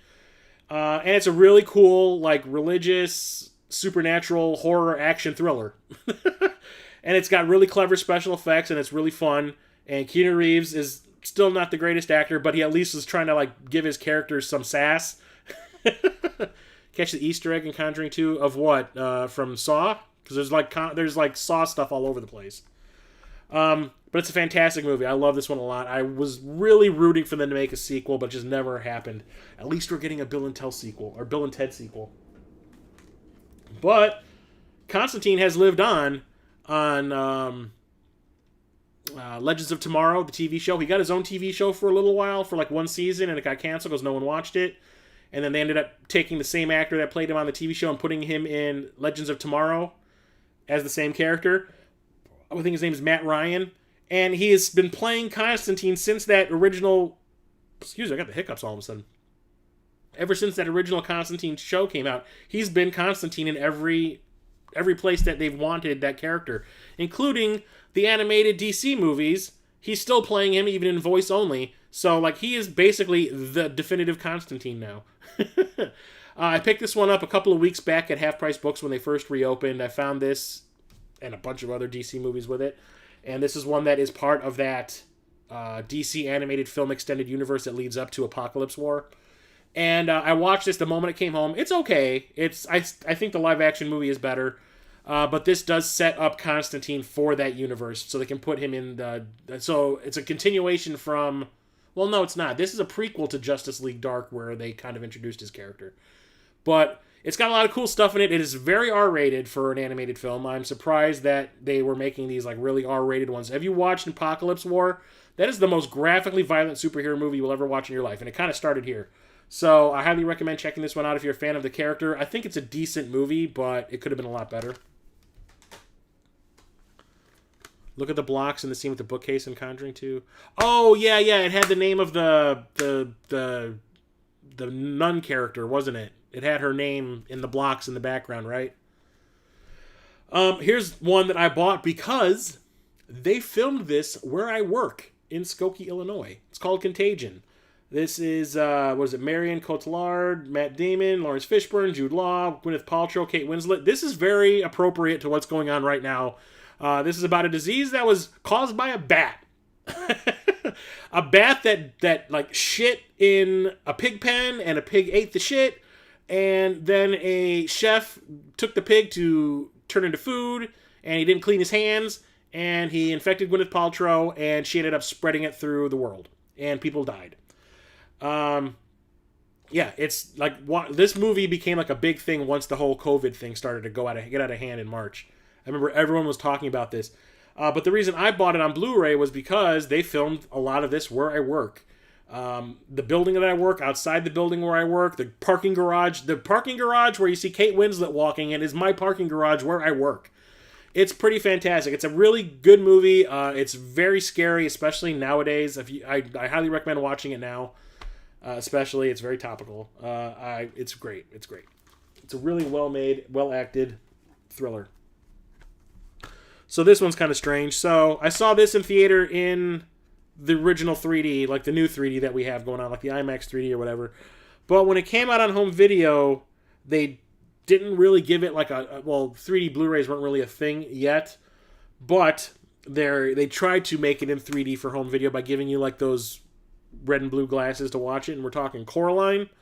This is one of those stop-motion animation movies by Laika, the people who did Kubo and the Two Strings, and James and the Giant Peach. And I really, really like this one. I went with one of my actress friends. She was really interested in seeing it, so I was like, okay, I'll tag along, and I really, really enjoyed it. From the director of Nightmare Before Christmas, which I absolutely hate. But the thing is, this was in 3D when I saw it in the theater, but when it came out on home video, they didn't have, like I said, 3D Blu-rays yet, so they give you these red and green 3D glasses to watch the movie in. I will not do that, because this is the type of 3D that breaks my brain. I don't know if I brought it up when I was talking about the Nightmare on Elm Street box set that I had, but when my brother and I went to go see Freddy's Dead in the theater, the last 15 minutes of the movie is in that red and blue 3D. And the movie ended, and we walked out, and then we went to a Walden Books that was in the mall where the theater was. And I grabbed the magazine, and I looked at it, and my eyes were still seeing that blue and red coloring. And, trying to read, my eyes just went kind of crazy, and then I got this massive headache, and I almost passed out. And my brother actually, caught me, because if I had fallen, I probably would have cracked my head on the corner of this, book table that they had, behind the magazine rack. I probably would have cracked my skull open. But I vowed I will never watch another movie in that red and blue 3D again. So that's out. But the movie is great. I think it's based on a book or something. Yeah, I think it's based on an old book. Yeah. Yes, Coraline is great. Here's these Jason Statham movies. Me and my friends go and see every Jason Statham movie that comes out. Every single one of them. Except the one with J-Lo in it. It's not cheap. I got that when it first came out. That's kind of crazy. I gotta see if they actually have a 3D Blu-ray version of it. But yeah, my friends and I go see every Jason Statham movie. Basically, almost every Jason Statham movie that comes out. And these were fantastic. We're talking the Crank films. The first movie is basically Grand Theft Auto, the movie. Statham plays a hitman who is his cover is that he's a video game designer. And basically he's playing through a video game. They actually make video game sounds throughout the movie. There's transitions that are video gamey and stuff like that. Basically he gets he's a hitman. One of his rivals poisons him. If his heart rate slows down past a certain point, he's just gonna die. So he has to constantly be doing things to keep his heart rate up, take drugs, get into a fight, anything that he can do to keep his heart rate up. And it's crazy, it's nuts, but it's super fun and funny. And I mean, at one point he basically has sex with his girlfriend in public because the thrill of everyone watching them have sex keeps his heart rate up. And it's funny as hell. There's one scene where he's like in the hospital, and he's in like one of those hospital gowns, and what was it? He found one of those injections that you stick into your heart with the adrenaline in it, and he's in an elevator, and he like steals a nurse's cart that has the injection in it, and the elevator closes with him in it, and you see him take the injection, and he sticks it in his heart. You see the elevator arrive at the floor he needed to get off at, and the door opens, and like nothing happens for like a good 3 seconds. And then all of a sudden he comes tearing out of that elevator like Wile E. Coyote. He's like, "Rah!" And he's like screaming like a madman. I was dying. I was cracking up. Super fun. The sequel is okay. It kind of goes too far with the concept because now he has a heart that needs to constantly be charged in order to not die. So he's constantly like trying to get electrical shocks, and he tries to like dry hump somebody so he can get some static electricity shock or something like that to keep it going at one point. It's okay. I was glad they kind of stopped it after the second movie because I heard they were actually talking about making a third one. I was like, no, I think you need to just stop here. Dwight Yoakam is in both of them. Yeah, he plays the doctor guy that helps him out. But I'm kind of glad they stopped it too. I mean, they had that concept had run its course. I mean, there was nothing else you could possibly do with it. But they are fun. Like I said, they're video game movies. Creepshow 2. Got this from Arrow Video, which is that British Blu-ray manufacturer. They're kind of like Shout Factory and Scream Factory over here, but they're in England. Every once in a while, they'll localize one of their releases for the US, and this was one of them. And I'm not really... I like Creepshow 2. It's just not nearly as good as the first one because... The cool thing about the first one was the way they tried to make it look like the comic book come to life with like the really hard colored lights that they would put on people when like something shocking would happen, and they would frame things like it would be in a comic book and stuff like that, and they kind of overdo certain things, and they tried at their hardest to make it, or at least George Romero tried his hardest to make it look like that comic book, kind of like an EC, was it EC Comics or whatever, the Vault of Horror and Tales from the Crypt, one of those come to life. Here, it's just like a straightforward horror movie. It's also an anthology. There's 3 different stories in it. There's Old Chief Woodenhead, which is about a convenience store owner, like in the West, like out in like middle of nowhere, and these locals come and kill the owner of the store and rob him. But he had this Native American like chief statue in the front of the store that comes to life to avenge their deaths. There's the raft, which is about this like pool of muck in the middle of a lake that starts to kill people that are bathing or that are like swimming and stuff. And then there's the hitchhiker, which is about this like this crazy woman who like runs over a hitchhiker and then like flees the scene, and as a zombie he keeps coming back to try to hitch a ride. Every time you see him, he's like, "Hey lady, can I get a ride? Thanks for the ride, lady." It's kind of funny. There's like a humor element in here, but it's also a lot of really nasty shit. The raft one I think is the nastiest one because there's a couple of times where people get killed. And it's kind of like watching The Blob. You get to watch people dissolve into nothing. But it's okay. It's just, like I said, not nearly as good as the original as far as I'm concerned. But it's still worth watching. Are the Arrow Blu-rays expensive? Yeah, they can be. They can be. If you don't get them when they first get announced on the secondhand market, they can be pretty expensive. Like I said, get them right when they're released. Here's one of my favorite movies from the 90s. Crimson Tide. First movie I remember seeing Denzel Washington. I hadn't watched Glory yet, which is like the movie that made him like a star. I hadn't seen anything else in him. This was the movie that I was like, okay, Denzel Washington, that guy's a fantastic actor, and Gene Hackman's great in here. It's basically a submarine thriller. Gene Hackman needs a new CO, or a new second in command, and Denzel Washington fills in for the one guy. I think he had appendicitis or whatever. And while they're out doing maneuvers or whatever, there's a possible war going on, and they might have to launch their nukes, but the message gets cut off halfway. They don't know if they need to launch them or not, and it turns into a war between the first officer and the captain as to if they should launch or not. And it's a really tense movie. There's a lot of cool underwater action scenes. There's like a really cool sub battle, and it's really good. The music in it is fantastic. Hans Zimmer, holy shit. There was a director's cut they released of this, and it is terrible. I bought it on DVD when it came out. Like, for some reason, I think it was Touchstone or was it Hollywood Pictures? They were releasing, like, director's cuts of their movies, like the remake of Gone in 60 Seconds, and there was one other one outside of this. I can't remember, but the Gone in 60 Seconds director's cut was better because there's more character development in it. But this one, it was just like these drawn-out scenes that kind of made it boring. But it's a real tense, potboiler type movie. I like it a lot. There's a classic, The Crow. This is another one that kind of took me by surprise. I didn't really know anything about the comic book that this is based on, but Brendan Lee's last movie they ever made, he died while he was making it. And it's fantastic. I mean, movie would have made him a huge star if he did not die while they were making it. Someone accidentally shot him while they were shooting it.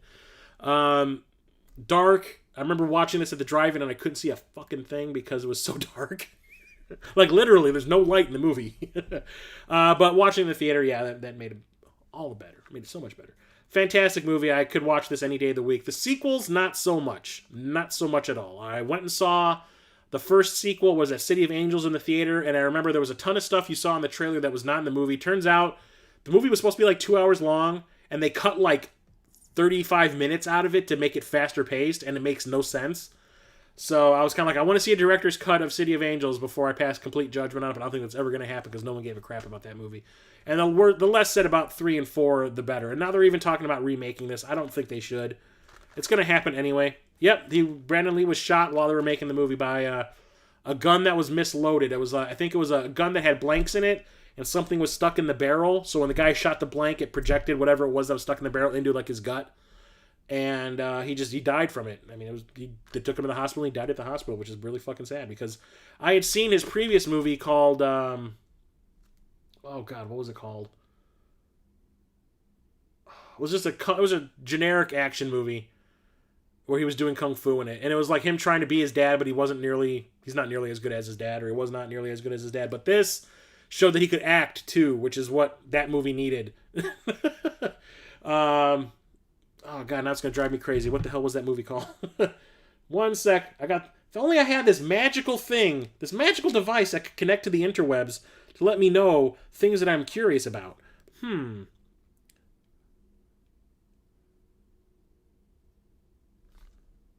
I spelled it wrong.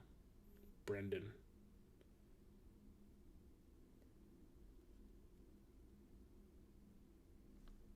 I spelled that wrong too. God damn it, Chris. You were dumb. You dumb. Brandon. There we go. It was called Rapid Fire. Rapid Fire. I saw them in theater with my brother, and we were like, cool action, but they were making a big deal about Bruce Lee's son being in that movie, and I was like, he can do some kung fu-y stuff, but he's not nearly as good as his dad. But then, like I said, then this one would have just catapulted him into stardom. He would have been a huge action star throughout the 90s. He'd probably still be popular today if he'd lived, which is like really a goddamn shame. Anyway, so I bought a book. I'm like I said, I'm a huge horror fan. I bought this book that chronicles the making of all the Friday the 13th movies, and the book is seriously this freaking thick. It's called Crystal Lake Memories, and read it cover to cover. It was just fascinating. There's so much stuff that went into making those movies that you don't know about. And turns out that someone decided to turn that book into a movie and make a documentary about it based on the same subject matter. So here's the movie version, or the documentary version. It's Crystal Lake Memories, the complete history of Friday the 13th. So it covers everything from the original movie through the remake of Friday the 13th that came out like in the early 2010s, I think, or was that 2009-ish? That was actually god-awful. And each section based on each movie is at least 25 minutes long, maybe a half an hour. This thing is 400 minutes long. And I watched this in one evening. I watched it the moment it showed up in the mail when I ordered it, and I did not finish. It did not finish until probably 10 o'clock that night. I never saw Laser Mission. I did see Rapid Fire, though. And I also saw Showdown in Little Tokyo. Oh, that's the thing that broke. Son of a bitch. Damn it. I dropped this when I was pulling them off the shelf, and part of this broke. Damn it. Yeah, it's on... How many discs? Disc 1, Disc 2...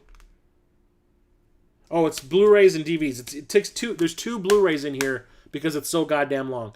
The interesting ones in here are about Part 2, which is one of my favorite of the Friday the 13th movies because I like the final girl. She's like smart and not a screamer. I don't like the third movie, but the part about making the third movie in here is really interesting because they basically pioneered an even better version of 3D than that Come in Action movie did. Like, they made a brand new 3D system on, like, no budget. And Part 5 is kind of interesting to hear, like, just the stories about making the movie because it turns out the director was known for making softcore porn, and what he ended up doing was he made the movie gory, like every Friday the 13th movie should be, but in order to get more boob shots in the movie, he made like a deal with the MPA. He's like, if you let me put more boob shots in the movie before getting an X rating, I will cut some of the gore out for you. And they agreed to it. So there's all this nudity in the movie because he sacrificed the gore for the boobs. Whatever. I like boobs. They're cool. And talking about Part 6 and 7 is really interesting too because those are two of my favorites in the series. And how the guy who directed 6 was trying to make it like this like meta, self-aware Friday the 13th movie and really clever and kind of funny. And then Part 7 is the one with the psychic girl versus Jason and all the weird stuff that they had to do. And that was the one that like got butchered by the MPAA. They made it, they were like, I don't know how many cuts they had to make before it got an R rating. It was an X rating for the longest time. And too bad all that footage that they had to cut out of the kills that showed all the makeup, the great makeup that they did in the movie. It's like that footage got destroyed, so we'll never see any of it, which is kind of sad. But it's a really good documentary. There's also one about Nightmare on Elm Street called Never Sleep Again, which I have seen. I need to purchase it on Blu-ray because I had it on DVD. And there's a couple of other ones. I think the same guy that made this and Never Sleep Again also did the ones for the Scream movies that I have in that box that I talked about in the first stream.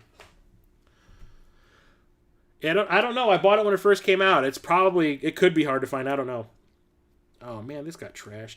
I ordered this over the summer. I haven't watched it in a long time, but this was one of my favorite like cerebral science fiction movies from the 90s, and that is Cube. Was this the 90s or was this in the 2000s? No, 98.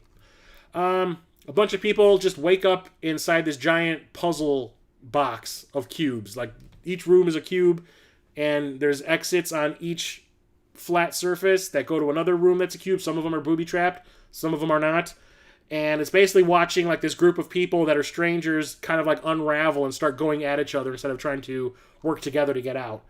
And it's a real fantastic character study type of movie. The acting's not the greatest, but the concept is what makes it work. And there's been like 3 sequels of this, and they are garbage, as far as I'm concerned. I've tried to watch each and every one of them, and I just can't do it. None of them work as good as this. It's a real good, low-budget Canadian horror. Well, I wouldn't even call it horror. It's like a science fiction movie. I love it. Absolutely love it. And it has Nicole DeBoer in it, who played Ezri Dax on the last season of Deep Space Nine, and she is adorable as hell. And it also has, what's his name? David Hewlett, who played that annoying doctor character on Stargate Atlantis.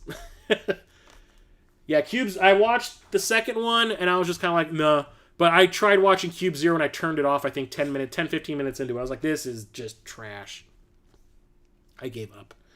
Next up, we have Daredevil, but this is the director's cut of the Ben Affleck Daredevil movie, which is a very significantly better cut of the movie. They cut out... If you've seen the movie... Ben Affleck keeps on saying in the movie, I'm not the bad guy. Like, every time something bad happens, he's like, I'm not the bad guy. I'm trying to help, you know? This is the version that brings that home.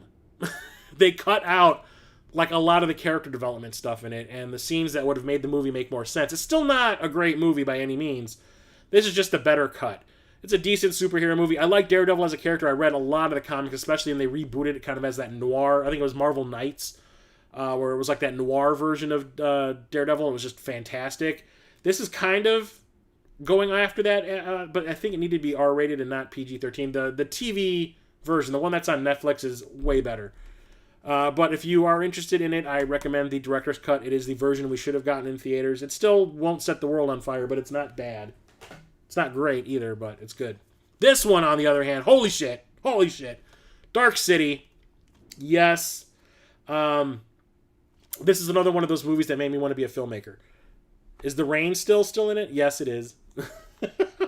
There's just this whole thing that they cut out of the director's cut where Coolio is a person that Ben Affleck is defending in court. And it brings that whole "I'm not the bad guy" thing into focus, and it's not just him trying to say something to make people get a reaction. It actually brings the story full circle. It's really good. They should have left that stuff in. Anyway, Dark City. Saw us in the theater opening night with some friends, and you can tell that it was meddled with by the studio. There's like this really awkward narration at the beginning of the movie. Stuff is just like, scenes are just like cut short before they start getting interesting and stuff, and you can tell that it was just edited to death. And I could always tell that there was stuff we didn't get. There was a lot of stuff in the trailer that wasn't in the movie, too. So I was just kind of like, eh. But I liked the movie. Visually, it was great. The music is great. The action, when there is action, is pretty great. The acting is okay. But eventually they released this director's cut. And finally, we get the version that we should have gotten to begin with. All the stuff that was cut is put back in. The narration is deleted. And it's an even better movie for it. And I think it's absolutely fantastic. One of the most visually amazing movies I think I've ever seen. And the storyline is good too. The action scene at the end with the tuning battle is one of the coolest things ever.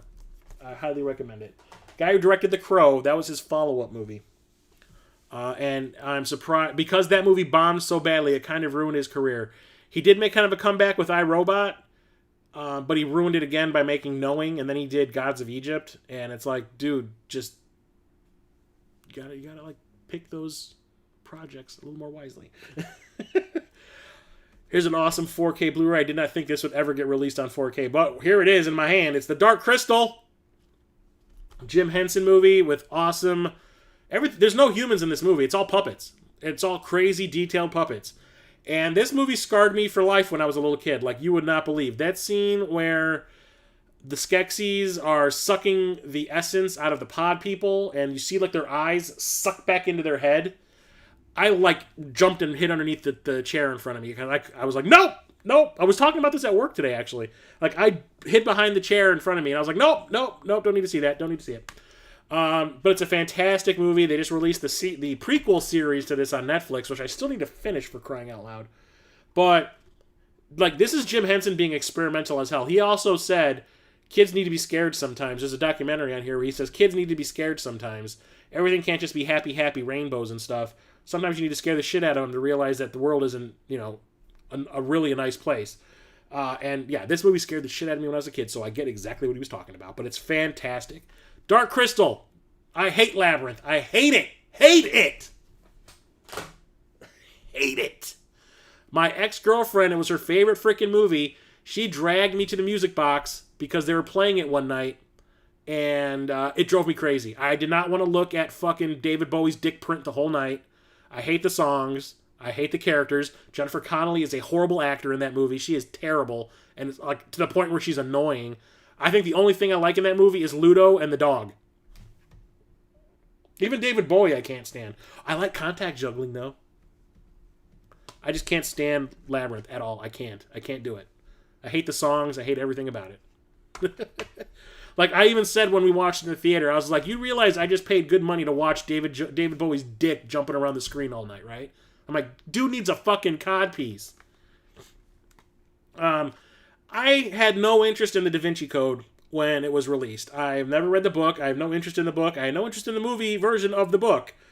But I got it off of Netflix one day. I was just kind of like, out of all the things that were released at the time, this is the only thing I hadn't really seen that was like a big Hollywood movie. So I was like, I'll get it off of Netflix. I'll watch it. I probably won't like it. And I ended up really, really liking it. Like, I thought it was really interesting, even though I'm not a religious person at all. I do like movies about religious stuff because, I don't know. Like, I love the prophecy. Like, Constantine's got religious stuff. And I love like movies that are like can't talk. Like religious horror movies or stuff like that. Or movies where, like, religion is treated like myth or something. For some reason, I can get into them. But this was one of those movies that it got me. And I was really entertained. It's bullshit. But I like the characters. I like the whole storyline and the mystery of everything. I love the final scene of Tom Hanks walking the Rose Line to the Louvre and all that. I just thought that was so cool. The music is fantastic. The action, But this is the extended cut. This version is like how much longer than the theatrical cut? Like I said, I didn't see it in the theater. Blah, blah, blah, blah, blah. How long? Give me a number, please. I cannot find it. But the movie's over 3 hours in this cut. And the thing is, it's one of those movies that I don't mind. And because I'm into it. It's really cool. I didn't really like Angels and Demons, though. I tried watching it. It just felt really cheap to me. And I also saw Inferno. Because I liked Da Vinci Code so much, my mother and I went to go see Inferno. I took her to go see it for Mother's Day or whatever it was when it came out. And both of us were like, that was boring as shit.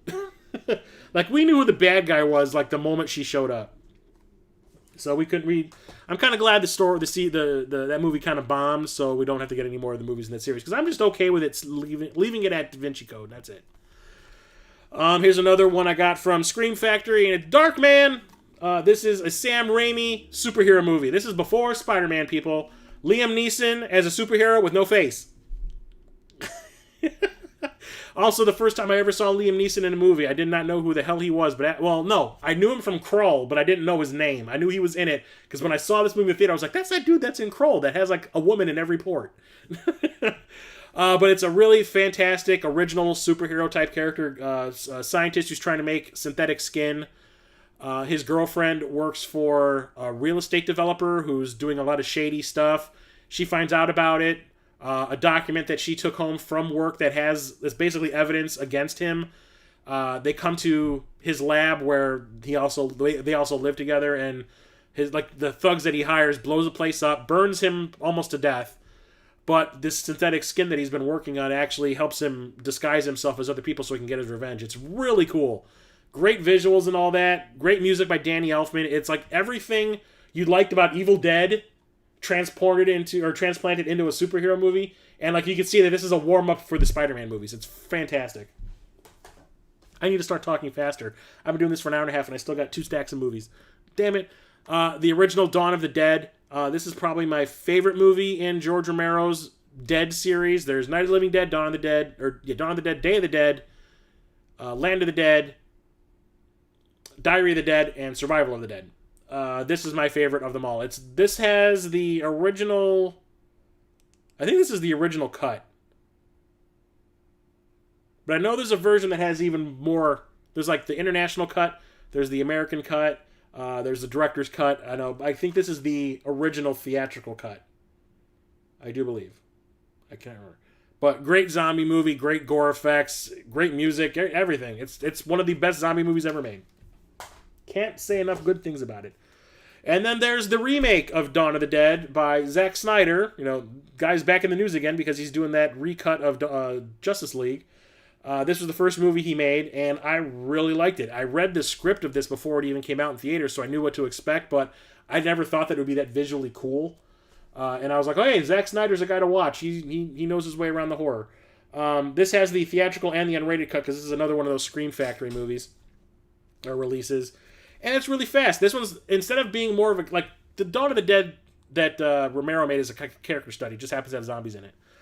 This one is just a flat-out horror action movie. And it's really cool. It's got the gore. It's got everything. But the characters are somewhat likable, even though you don't really get a whole lot about them. You get mostly development on Sarah Polly's character. You're so cool, Brewster. Anyway.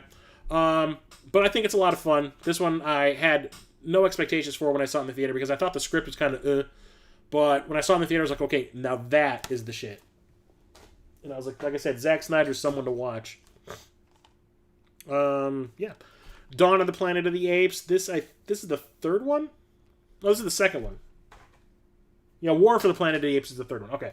Yeah, this is a 3D Blu-ray, even though it doesn't really say it on the front. But yeah, I got this at Half Price Books for like $10. This one is really cool. The first one, the remake of Planet of the Apes, the one with James Franco, I liked it a lot. I thought it had potential to set up a series. This is where I think it got the best. Like, the best story was in this one. War of the Planet of the Apes is awesome too, but that's more of an emotional thing. This one is the best storyline where it's all about the people versus, or how the apes and the people first start really, really, really distrusting each other.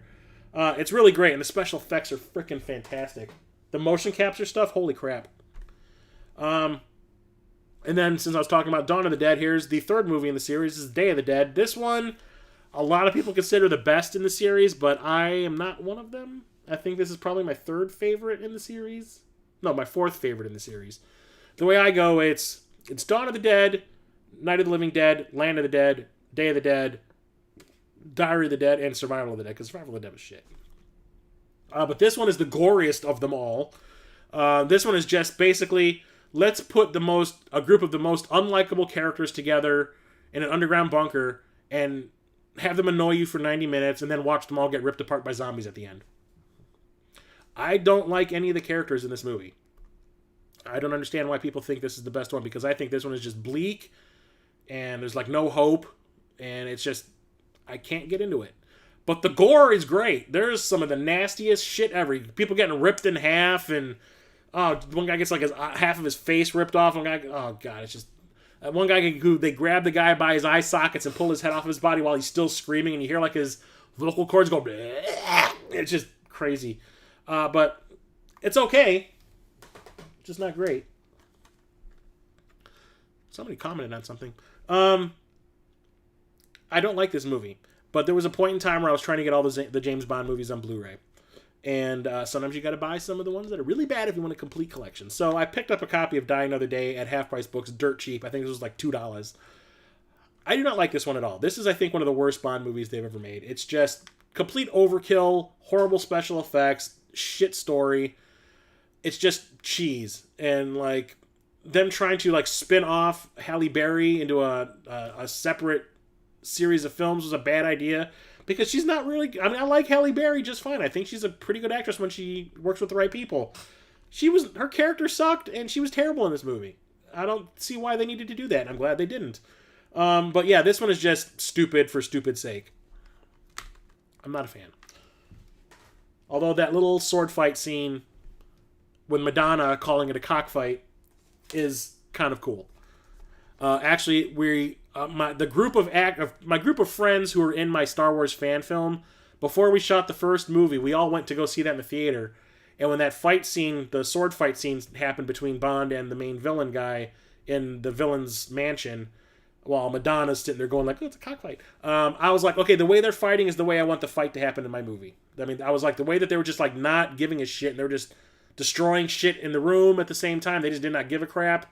I was like, that's what I want the fight to happen. And it kind of went down like that when we shot it. This one is the Die Hard collection. This has Die Hard 1, 2, Die Hard with a Vengeance, and Live Free or Die Hard. Only thing is, I think I'm getting rid of this, because while I do like Live Free or Die Hard, the fourth movie, there is an unrated cut of this, and this has the PG-13 version. There is another collection that has all of them together, parts 1 through 5, in one collection, and it does have the unrated cut of the fourth movie, which is basically just a couple of extra bullet squibs going off on people, and a lot of language that they cut out of the movie, because they're trying to make it PG-13, which was a bad move. But a lot of people consider the first Die Hard like a classic, Christmas classic too sometimes. I like it. I don't think it's like the greatest thing ever. I am not a big fan of the second movie. I like the third one the most. My favorite one is Die Hard with a Vengeance. Don't ask me why. I just like the fact that it was like this Simon Says thing through the city instead of just... I mean, don't get me wrong. I like the whole Nakatomi Plaza thing and, take out the terrorists in the building type of thing. But I like the whole cityscape thing and going all around New York City trying to find this guy. I like that more. And, I mean, a lot of people don't like Live Free or Die Hard. Yeah, it was PG-13, but they substituted the violence for stunts, and I liked the stunts a lot. It was just a really fun action movie starring a really old Bruce Willis, and I liked the fact that Justin Long was playing his like sidekick. I thought that was they were really good together. The one that came out after this, I will talk about it another time because I forgot it does not come. It's called A Good Day to Die Hard, so it's later. But yeah, it's a really cool series. I just want to get the new version of this collection. Here's an awesome one, District 9. I actually saw a sneak preview of this like a month and a half before it came out. The director and the star were there, and they did a Q&A afterwards. Charlton Copley, who played the lead, who played, was it Merwa? I think his name was. Jesus. Vander Merwa, whatever his name was. The South African character. I can't remember his name. And Neil Blomkamp were there. This was supposed to be the Halo movie. Neil Blomkamp was hired to direct the Halo movie like 2 years before this came out, and he was doing all this pre-production, and they were building the props and the warthogs and everything, and then the funding got taken away because they were like, this movie's going to cost like $250 million. No one's going to go see that. Video game movies don't make money back, except they're called when they're called Mortal Kombat. And yeah, everyone would have gone to see that fucking movie. But when they canceled that movie, he was like, well, there's this script I've had kicking around. Let's just use all this pre-production stuff for that. So all that money that got spent on Halo went into here. So that's why all the weapons you see in this movie look like the weapons from Halo, just painted white. Or you see like these Jeep things running around that look like warthogs because they were warthogs that were made for the Halo movie. But yeah, this is an awesome science fiction movie where it's all about human atrocities and apartheid, but with aliens. Also kind of topical right now. That's fantastic. It's just great performances, really great special effects, and it's really interesting. I really wish we got the sequel to find out what happened to Merwer, or whatever I can't remember what his name was. Jesus. Ugh, I can't remember. But fantastic, and I got to meet Charlton Copley at the end, and I shook his hand, and he is a super nice guy. He was just really shy too, which is kind of for such a good actor, he's actually really, really shy, which is kind of strange. Here's these French action movies, District B13 and the sequel. Here's a weird thing. Okay, so District B13 is the first one. The sequel is called District 13 Ultimatum, but it's like D13 instead of B13. I don't know what happened. Anyway. My friend Charlie and I, Epic Die Studio, he might show up later on. We went and saw this in the theater, and it was the first time I'd ever seen free running or parkour in a movie. This was the first movie that really showed it off.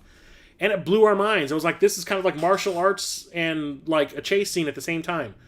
And it's really, really fun. The plot's kind of stupid. It's Escape from New York, but French, with a lot of French rap songs. But the parkour thing really set it apart. It was really different because, like I said, there had not been anything that had used parkour in a movie before. So I thought this was kind of fantastic. And then they released a sequel, which is okay. It's not as good as the first movie, but it's just kind of like an over-the-top action movie now that just happens to have parkour in it now. But I highly recommend both of them if you want to watch a different type of action movie. They remade the first movie with Paul Walker. I don't remember what it got called. It was like Concrete something or Steel something. It came out like not too long before he died, I think.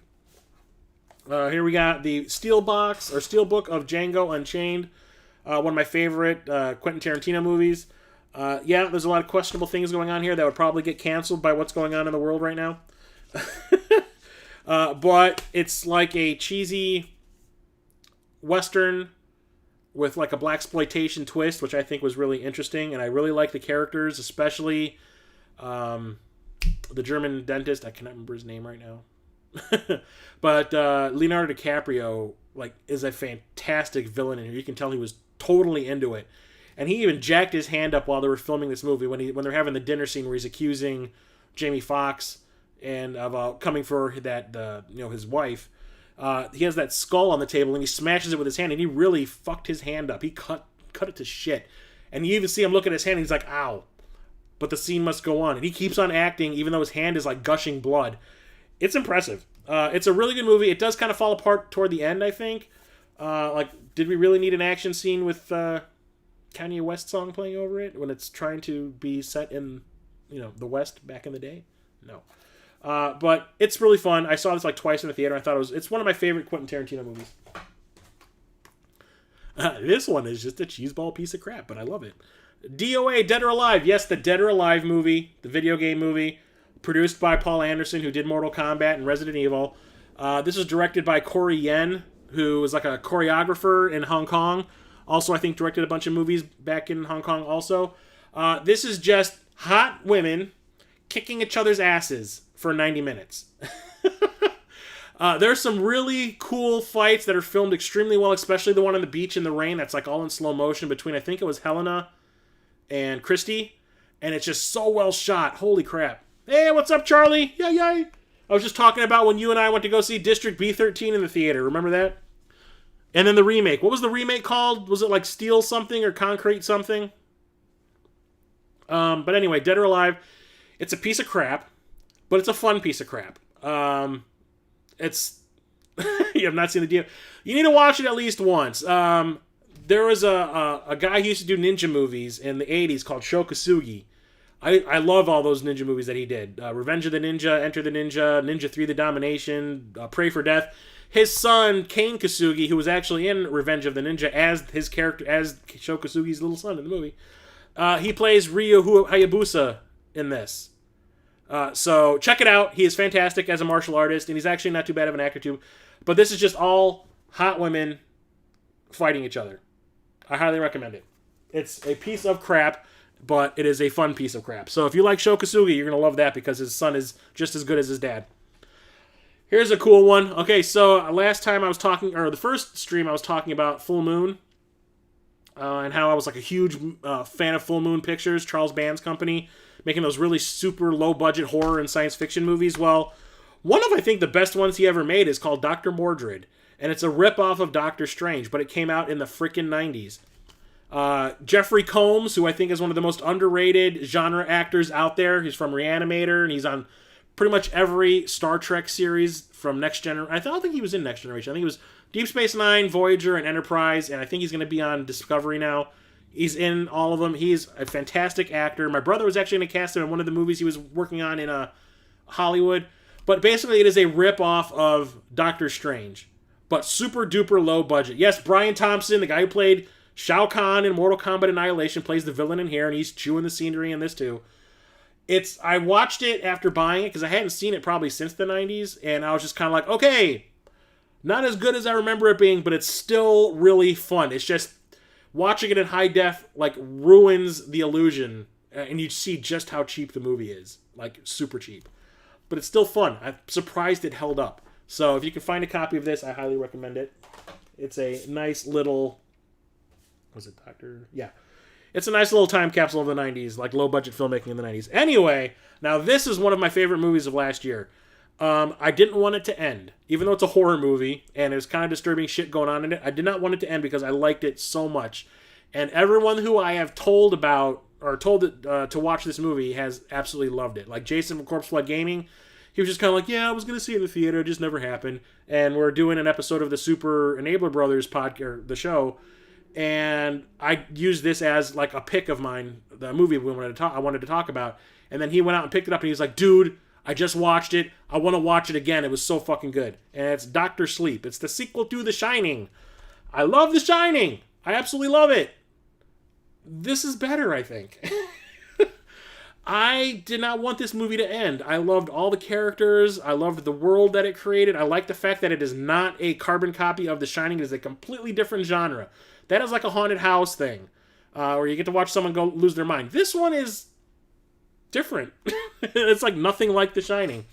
It is pretty fantastic. Ewan McGregor is fantastic in it. Rebecca Ferguson, who I think is like beyond attractive, is one of the best villains in a horror movie in a long time. Like, she's just creepy as hell. And I can't remember the name of the little girl that plays Abra in this, but she's great too. She's going places. She's like the new Dakota Fanning. Like, she was just really good. It's just a fantastic movie that builds on what The Shining set up, but isn't a repeat of it. And they do end up going back to the hotel from the movie, but it's just so good. It is so goddamn good. I loved every minute of it. I saw it in the IMAX like opening week, not weekend. I saw it opening week. And when it was over, I kind of just wanted to buy another ticket to watch it again because I just absolutely loved everything about it. It's one of my favorite movies of all time now. But The Shining is still good. I love The Shining, but I think that's better. And then we have Doctor Strange. You wouldn't know it by looking at it unless you... Not even on the spine, it doesn't even say Doctor Strange. But this is the 3D Steelbook. It's nothing like the book. It's nothing like the book. It's actually a sequel to the movie and not the book. Because of all the changes that got made to the book to make The Shining, they decided to make it a sequel to the movie instead of the book. So, if you've seen The Shining, the movie, watch Dr. Sleep. You don't need to have read the book at all. It doesn't really have any... It has stuff from the book in it, but it's not a remake of the book. Or an adaptation of the book. Anyway, Doctor Strange, this is one of my favorite Marvel movies.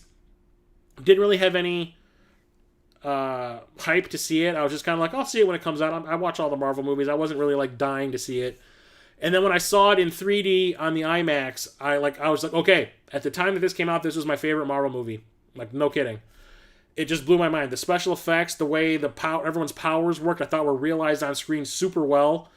I loved Benedict Cumberbatch as Doctor Strange. I thought he was fantastic. Everyone had a problem with what's her name that played the ancient one. God, she's in every goddamn movie out there too. I thought they made a big deal about a white girl being cast to play in the comic books who was like an older Asian person. I thought she was fantastic. I cannot remember her name. Oh God, it's gonna drive me crazy. Am I gonna have to pull out the magic box again? Charlie, I'm sure you remember her name. Oh God, I cannot remember. The only problem I have with the movie is Tilda Swinton. Thank you very much. She's great. I think she's fantastic, and she gives the character a weird sense of humor that I really liked. When she showed back up in Endgame, I lost my mind. Like, Charlie was there. I was just like, ah! Yes. What's her name? The name was on the tip of my freaking tongue. And then he ruined it with Tilda Swinton. Rachel McAdams. She's the only weak link in the movie because she's just kind of there. But everything about it is fantastic. It's Baron Mordo. Chiwetel Ejiofor plays a great character who you think is going to be his buddy the whole movie, and then he turns out to be like the bad guy that's going to be in the next Doctor Strange movie, and I cannot wait for that. The little post-credit scene where you see that he's become bad is fantastic. I cannot wait for the sequel, because even in the sequel, you're going to get Scarlet Witch alongside Doctor Strange, and I cannot wait. Rachel McAdams, not a fan of her in this movie. I like her. I just don't like her in this. Well, that is still one of my favorite Marvel movies. And we have another Kevin Smith movie, Dogma. This is his fourth movie, I think. Yeah, he did this right after Chasing Amy, I think. I like it a lot. I don't think it's held up as well as it's not as great as I remember it being. I haven't watched it in a while. This is still sealed. No, it isn't. Yes, no, it isn't. No, okay. Dirt. Yeah, I haven't watched it in a while, but I loved it when I saw it in the theater, but I watch it now and I'm just kind of like, it's okay. I still think Clerks and Chasing Amy are better. But that's just me. But it's still a good movie, but just one's kind of like a religious comedy. Like I said, Kevin Smith was trying not to repeat himself, so he brought James Silent Bob into this also, but it's like a religious comedy with Ben Affleck and Matt Damon playing angels from heaven that are trying to, find God who's been trapped in a human body. But it's good. It's just it's not as good as I remember it being. And then we have another video game movie. My brother, of all people, Mr. Pretentious film student guy or filmmaker guy, actually thinks this one is really like one of the best video game movies ever made. I like it. I don't think it's like awesome or anything, but I like it. But it's Doom. Don't watch the sequel that's on Netflix right now. It is god-awful. This is like one of The Rock's first movies. He's not the greatest in it. It's all about Carl Urban in this one, who plays the lead character from the games. I can't remember what his name is in the games. But the thing that makes this movie pretty awesome to me is the first-person segment that takes place toward the end, where it's like you're watching the video game of Doom play out. The only thing is, watch this unrated cut, because the R-rated cut that was in the theater, that whole scene is cut super short. Like it only lasts for like 3 minutes. You watch the unrated scene, and it's like 10 minutes long. It's like they cut so much of it out. And it's pretty fantastic. It's a real impressive piece of filmmaking, the way they did it. Just the Marine. Yeah, he had a name. I just don't remember what it was. It's been a while. But then his character name in this is the right one. It is what I remember it being in the game. Whatever. It's not a great movie by any means. It's not really good at all. But like I said, it's worth watching this unrated cut for that first-person scene. It's fantastic. It's like I said, it's a really great piece of filmmaking that they pulled that off as well as they did. Then we have Doomsday, which I freaking loved. This is essentially a British remake of Escape from New York. The main character even has, instead of having a patch, she has a fake eye. So she's basically Snake Plissken, and all the stuff that happens in Escape from New York happens in here just with a British twist. You get some Scottish, Scotland it takes place in, but you get like all the everything that happened in that movie is just happening in here, like I said, with a British twist. And it's really fun. I watch this at least once a year. I showed this to my girlfriend at the time, and the girlfriend of the main bad guy, who you see on the cover here, she's like, I want to cosplay as her next year. And I was like, don't do it. It's like, don't do it. But I think it's held up extremely well. I remember a lot of people, when I saw this in the theater, like, half the people I saw this in the theater couldn't stand it. I say watch it again. It's really held up. It's better than you'd expect nowadays. Like, I remember, I was going to say, Charlie just went meh. Watch it again, dude. I think you'll be surprised. I think it's fantastic. And even the font at the beginning of the movie is the John Carpenter font for the titles. It's crazy. It's just a big love letter to John Carpenter, and that's why I love it, I think, so much. Dr. Horrible's Sing-Along blog. This is, I think, Joss Whedon's first film that he did that wasn't an episode of a TV show that he was involved with. But this was online, I do believe, at first, and then it ended up getting a video release. But it's a musical superhero story, and it's good. But the thing is, you can tell Joss Whedon always has to have a musical episode in his shows. And this is, I think, the test run for what ended up becoming the Buffy the Vampire Slayer musical episode. It's good. I think it could have been better, but it's okay. Felicia Day is adorable in it, though. This is the first thing I ever saw Felicia Day in. And I was talking about the James Bond movies. I have Dr. No, which is the very first James Bond movie. Not one of my favorites. I think it's kind of, when you compare it to some of the later Bond movies, it's kind of slow-paced.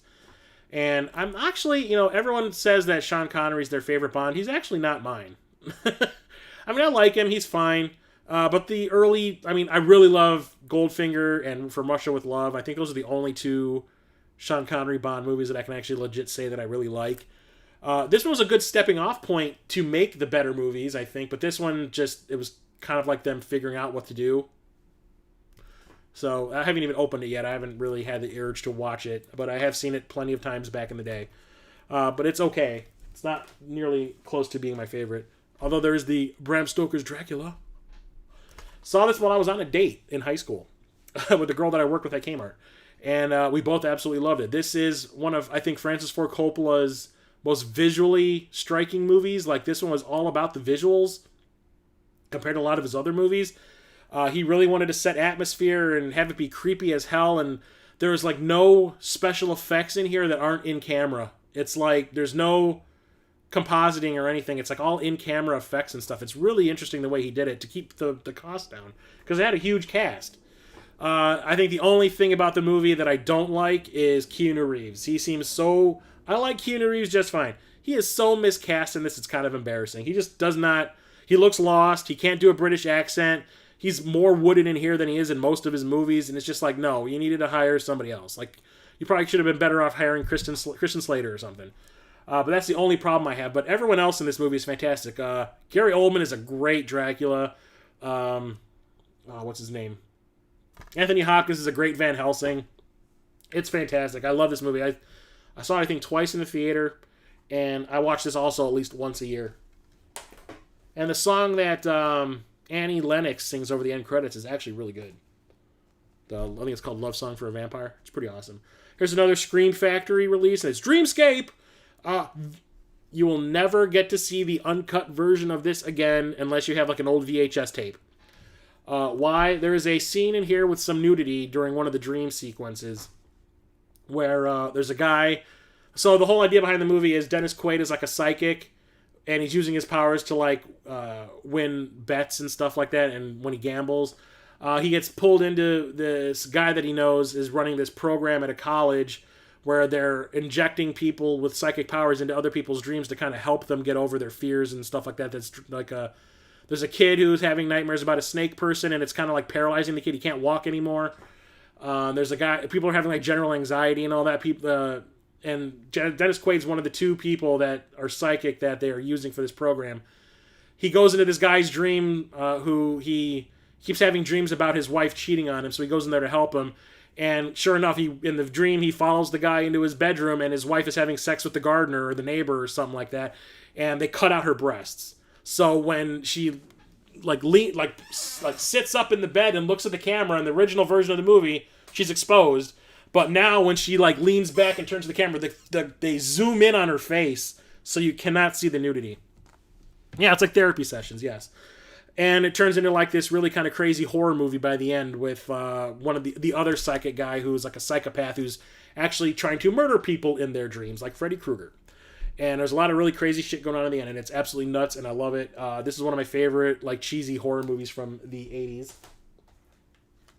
And we have the remake of Judge Dredd. This is just Dredd, Carl Urban.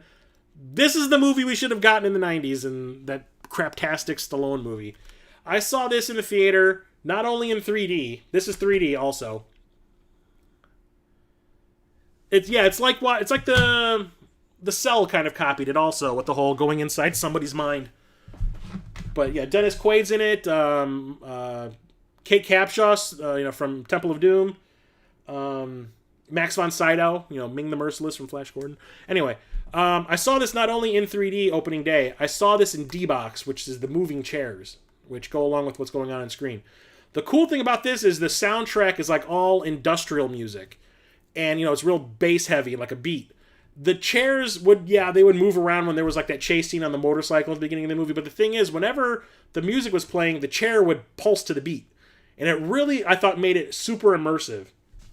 There was also the really rad slow motion photography in here, because the drug that is the new rage in Mega City 1 is this thing called slow-mo, and when you take it, it makes you experience time at like 1% normal, 1% of normal. So like whenever somebody like takes a hit, the movie slows down to this like super, super slow version of what's going on, and there's all this really cool detail that they add into the shots. But there's one shot where one kid takes the drug and then gets shot in the face, and you see his cheek rip open in super slow motion. It's awesome. I think this is a fantastic movie. It's basically The Raid, but this actually got made before The Raid. It just came out after The Raid because of all the special effects involved. So everyone thought that this copied The Raid. No, it's the other way around. The Raid, they just happen to be made at the same time. I don't think they were intending to copy each other. But whatever. It's an awesome movie. I absolutely love it. It's one of my favorite movies. I remember when this was actually streaming on Netflix and I didn't actually own a copy of my own. I must have watched it at least 4 or 5 times on Netflix because I loved it that much. It's a fantastic movie. And the 3D version is still out there, people. It's dirt cheap on Amazon, I think. Here's one that I had no intention of watching, but I thought was great. It's Drive. This is by Nicholas Winding Refn. I think he's Danish. But he made another movie with Ryan Gosling after this. I think it was Only God Forgives. And he also did The Neon Demon, which I made the mistake of seeing in the movie theater, and I regretted it instantly. Outside of the music being pretty cool, and visually it looked kind of neat, it's just, that movie was garbage, as far as I'm concerned. But this is just a really cool, like, crime movie, where he's a getaway driver, and he kind of gets too involved in the shit that's going on, and he falls in love with this girl that lives in his building, and she's kind of involved in some shit, too. And it's really super violent. Like, I did not expect this to have a scene in that scene in the elevator where Gosling crushes that guy's head with that I think he kicks it until it explodes. It's just absolute nuts. I watched this on a whim because it was there. I got it from Netflix, and I was just like, okay, that's going to be in my collection pretty soon. I loved it. I have not really liked another one of his movies since, though. Not Ryan Gosling, Nicholas Winding Refn. Yeah, that Judge Dredd is fantastic. It is so good. Dude, Where's My Car? Did I miss some stuff? Yes, I did. I missed a whole stack of shit. God damn it, Chris. Okay, I'm going to go through this other stuff real fast. I grabbed the wrong stack. I went to the end of the D's instead of the beginning. Okay, so real quick. The original Day the Earth Stood Still. I absolutely love this. The music is fantastic with the theremin, with that I remember watching this a lot when I was a little kid. It was on TV all the time, and my parents ended up recording it off of TV one day, and I must have watched it at least once a week. I still think it's fantastic. Don't watch the remake with Keanu Reeves. It is poop. But this one's still fantastic. It still holds up. It's a great classic sci-fi movie. Daywatch. This is a Russian action sci-fi horror movie. It's actually part 2 in a series. The first one's called Night Watch. The guy who directed this directed Abraham Lincoln Vampire Hunter. It's just visually one of the most insane movies you will ever see. I do not understand how he got the budget he did to make this movie in Russia. Because they're not known for having like huge budgets in their movies back then. This movie is absolutely visual insanity. It doesn't make a whole hell of a lot of sense. Neither does the first one. But it's because it's based on a series of books, and there's 4 books in the series, but each book is like a compilation of stories about these characters. The first movie and the second movie are basically 2 of the stories just from the first book.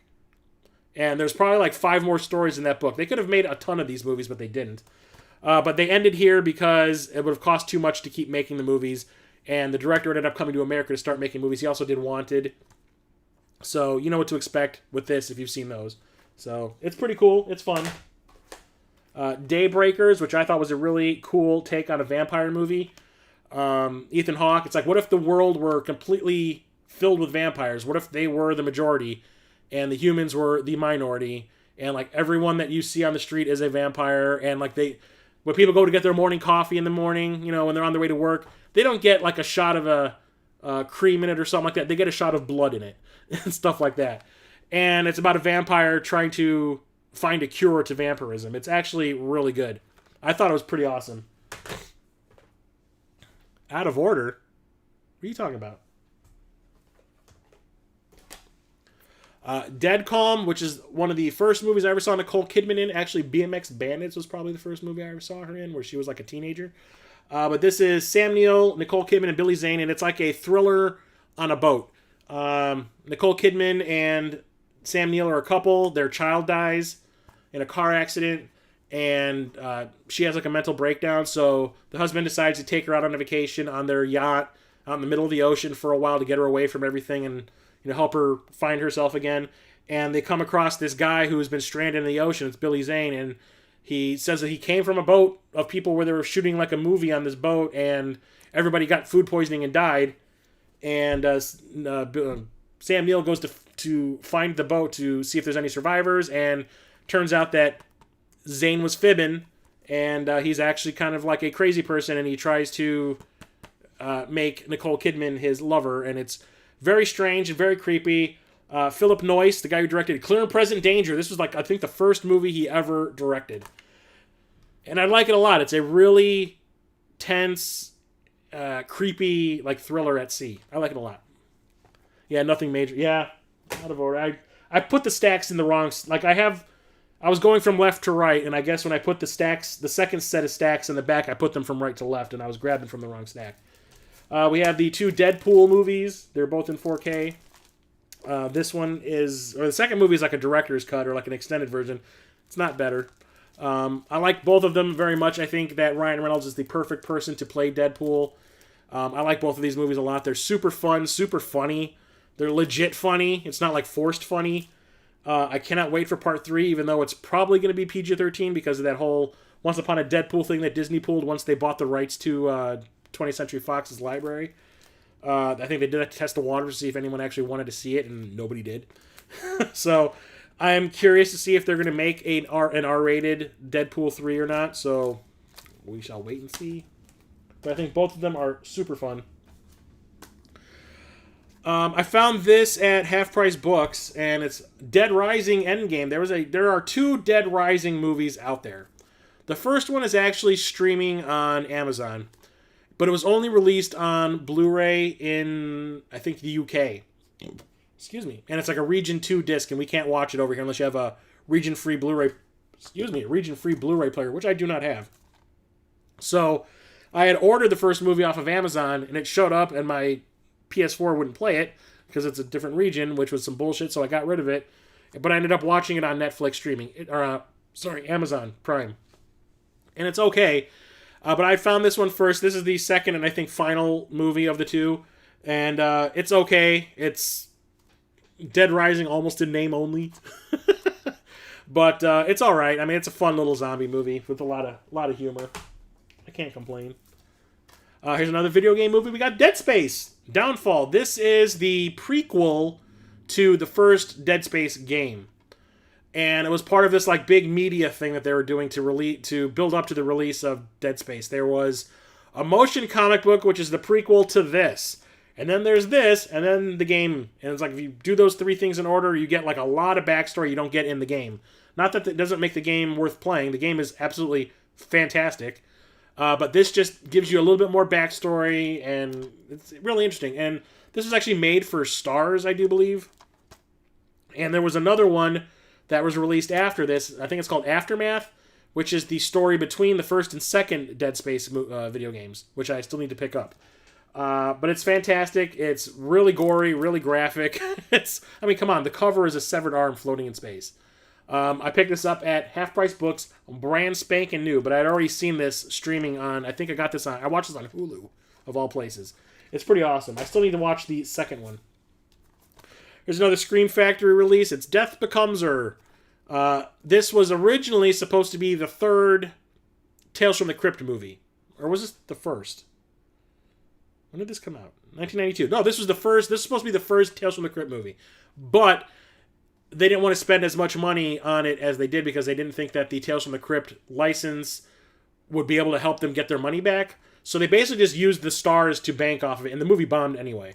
But yeah, this was originally supposed to be a Tales from the Crypt movie. They ended up going with Demon Knight for the first one.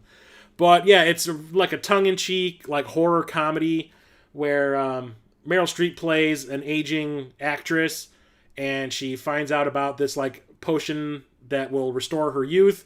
But the thing is, if anything happens to her after she takes the potion that could possibly kill her, she'll basically become a zombie.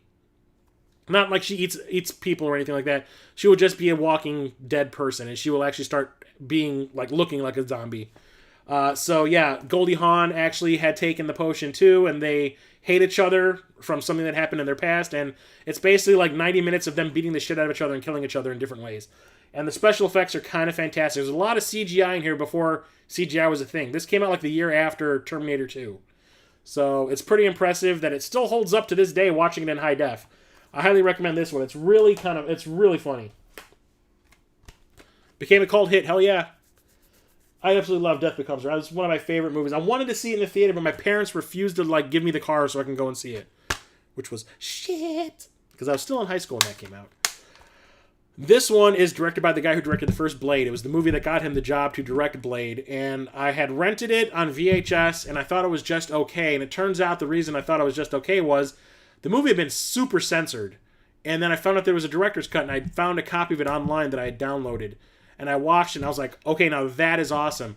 Too bad it never came out over here on Blu-ray.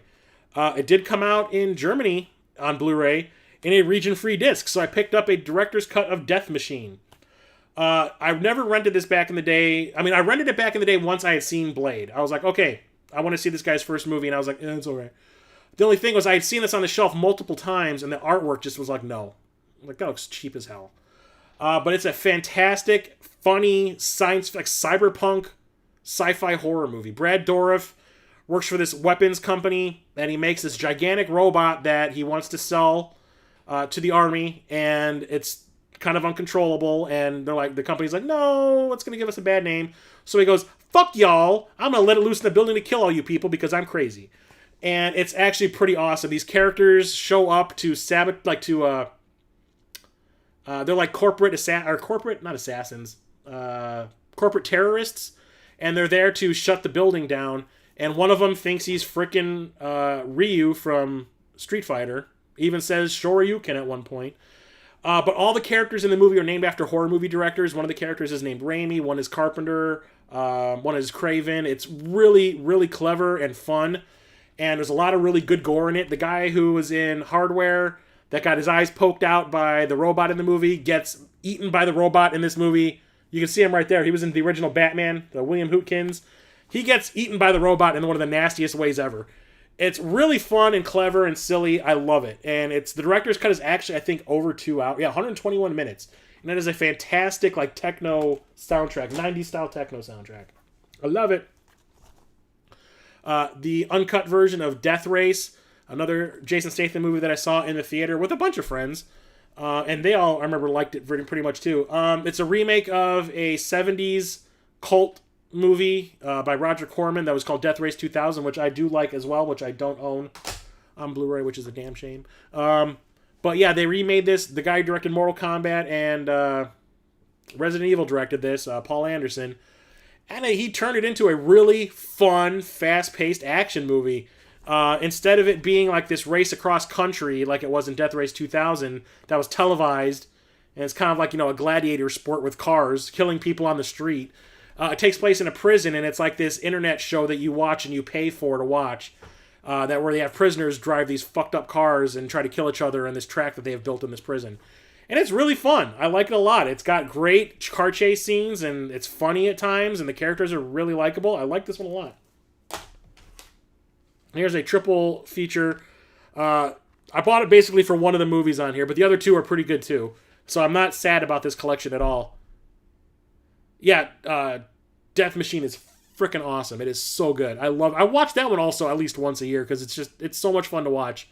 And if you're a film fan, it has a ton of like in-jokes in it that you'll get. Especially if you, like I said, all the major characters have, like they're named after horror movie directors and stuff. It's great. Anyway, so this triple feature is all about Sam Jackson. It has Deep Blue Sea, The Long Kiss Goodnight, and Snakes on a Plane. I bought this for The Long Kiss Goodnight because that is my Christmas movie that I watch every year. A lot of people do Die Hard or A Christmas Story. I do The Long Kiss Goodnight. That is one of the funniest action movies I've ever seen in my life. Everything that comes out of Samuel L. Jackson's throat in this movie is goddamn gold. That's a duck, not a dick. When he first meets the assassin version of Gina Davis's character, when she tricks him because he's been shot in the side, like he's got like a bullet wound on the side. And he's starting, she put a pad on it, but it's starting to bleed. So she goes, "Oh no, you're seeping." And he goes, "Okay." And she goes, "Hey, look at this." And she like shows him her tits. And he goes, "Ugh!"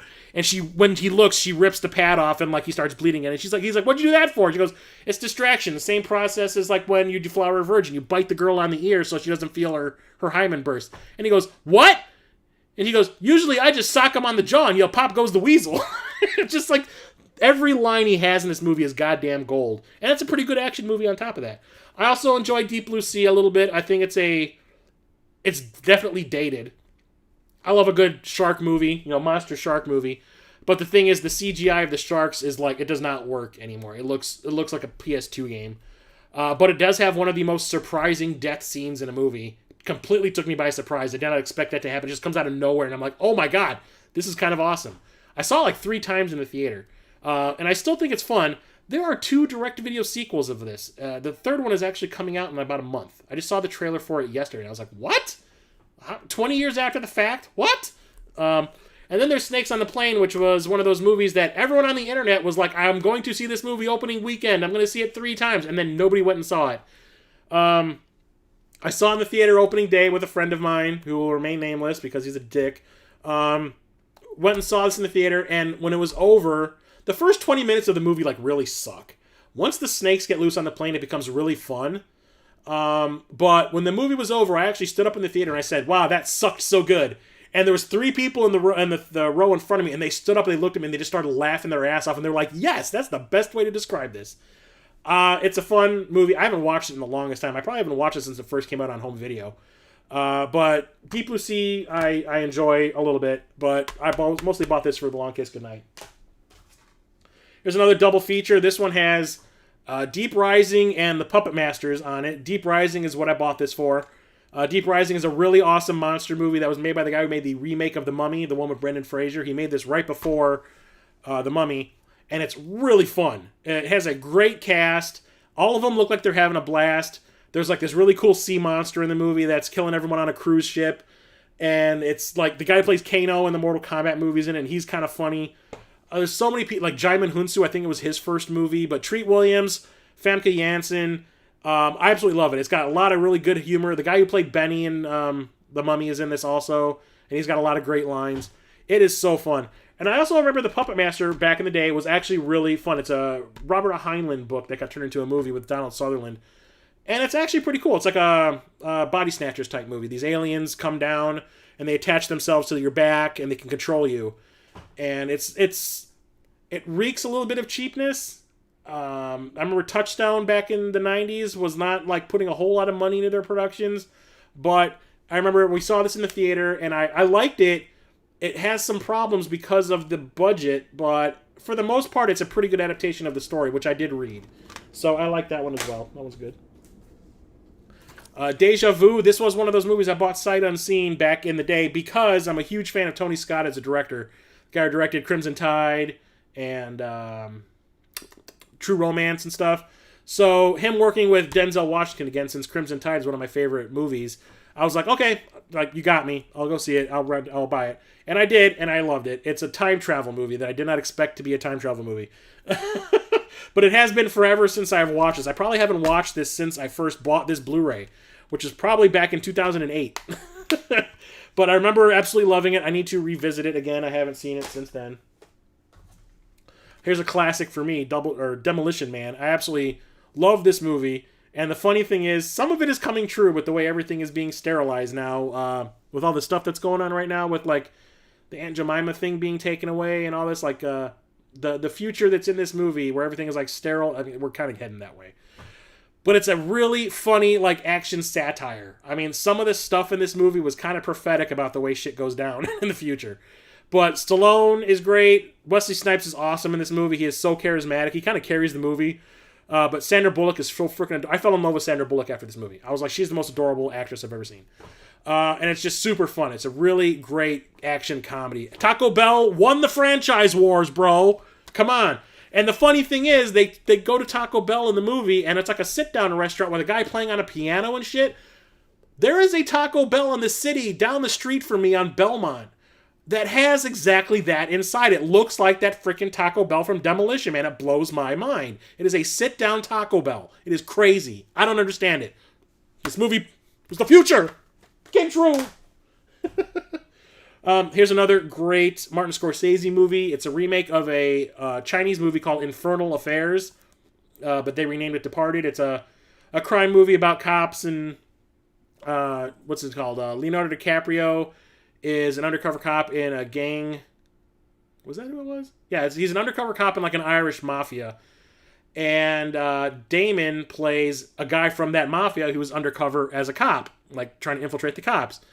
And it's awesome. It's really great. Everyone's screwing each other over and stuff. It's all about the bast. And I just remember, like, a lot of people, I still think it's kind of silly, the whole rat thing at the very end that they show. But the whole thing with Marky Mark at the end of the movie, what he does to Matt Damon, I was like, I wanted to stand up and cheer. And there's a lot of surprises in it with people, getting killed in grisly ways. But even Jack Nicholson looks like he's having a blast in this movie. Everything about it is fantastic. I remember when I first bought the Blu-ray, I was at my old apartment, and my brother was editing his movie at my apartment, and he brought a couple of his friends over, and they were there to help him edit. They didn't give a shit that the editing was going on, because I was watching this when they showed up. They all sat on my couch and watched the movie, and they're like, F you, Dan. I'm watching this. I was laughing. Here's an awesome movie. Charlie, you saw this with me in the theater. The Descent. I remember you kind of had a mini panic attack. The Descent, Neil Marshall, same guy that did that Doomsday movie I was talking about earlier. It's an awesome horror movie, really super claustrophobic. It's about a bunch of female cave divers who were like old friends. They come together like once every other year or something like that to do something. They decide to go cave diving this year, and they come across a bunch of like underground, cave-dwelling humanoid monster things. And I absolutely loved it. I thought this was one of the best horror movies I'd seen in a long time.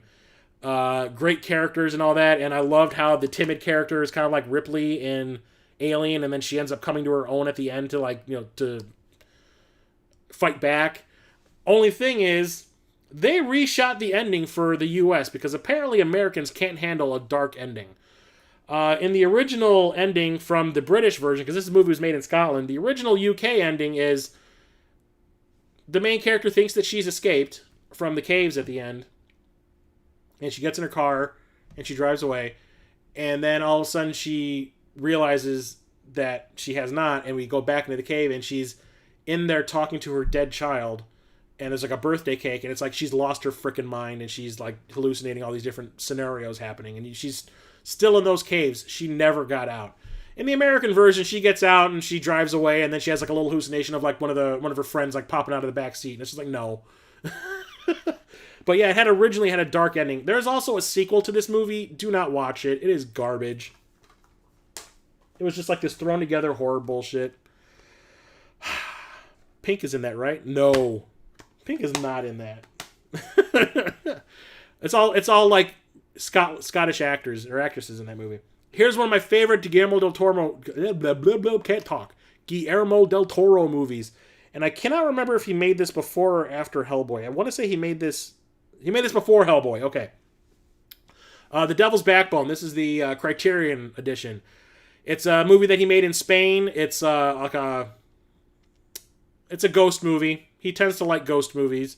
If you watch Crimson Peak, It's a ripoff of his own movie. It's a ripoff of this because the ghosts in that look exactly like the ghosts in this. And it pissed me off to no end. It's about an orphanage, and there's like a ghostly child haunting this orphanage.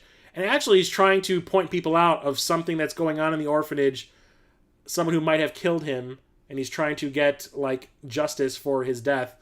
And it is pretty awesome. This and Pan's Labyrinth kind of go together to me because it's kind of the same storyline. It's really fantastic, really atmospheric, and it's just so well made. And because of this, he got Blade 2, and then he got Hellboy, and now he's making awesome movies in Hollywood. Except for Crimson Peak. Crimson Peak I thought was a huge step backwards for him. I hated that movie. And I also did not like Shape of Water. I'm not a big fan of bestiality movies. Anyway, Dick Tracy. Remember, this was like the big comic book movie that was going to be bigger than Batman, because this came out the year after Batman. Yeah, I saw a sneak preview of Crimson Peak like a month before it came out. I actually reviewed it on my my movie review blog. And I was like, even in the movie theater, I remember all the people that were sitting around me were like all these soccer moms. And every time Tom Hiddleston was on screen, they're going like, he is fine. And I'm like, is that why you came? I came to watch a movie. And I was not into it at all. Because everything that was in that movie, I had seen in other movies of his. And it was just like this greatest hits of Guillermo del Toro. And I was just kind of like, no, I wanted to see something new. Because he does something new in every movie he does. I wasn't getting that. I did not like it. Pink was in Catacombs. I never saw that. But anyway, Dick Tracy was supposed to be the Batman killer. This came out the year after the original Michael Keaton Batman. And it did not light the box office aflame.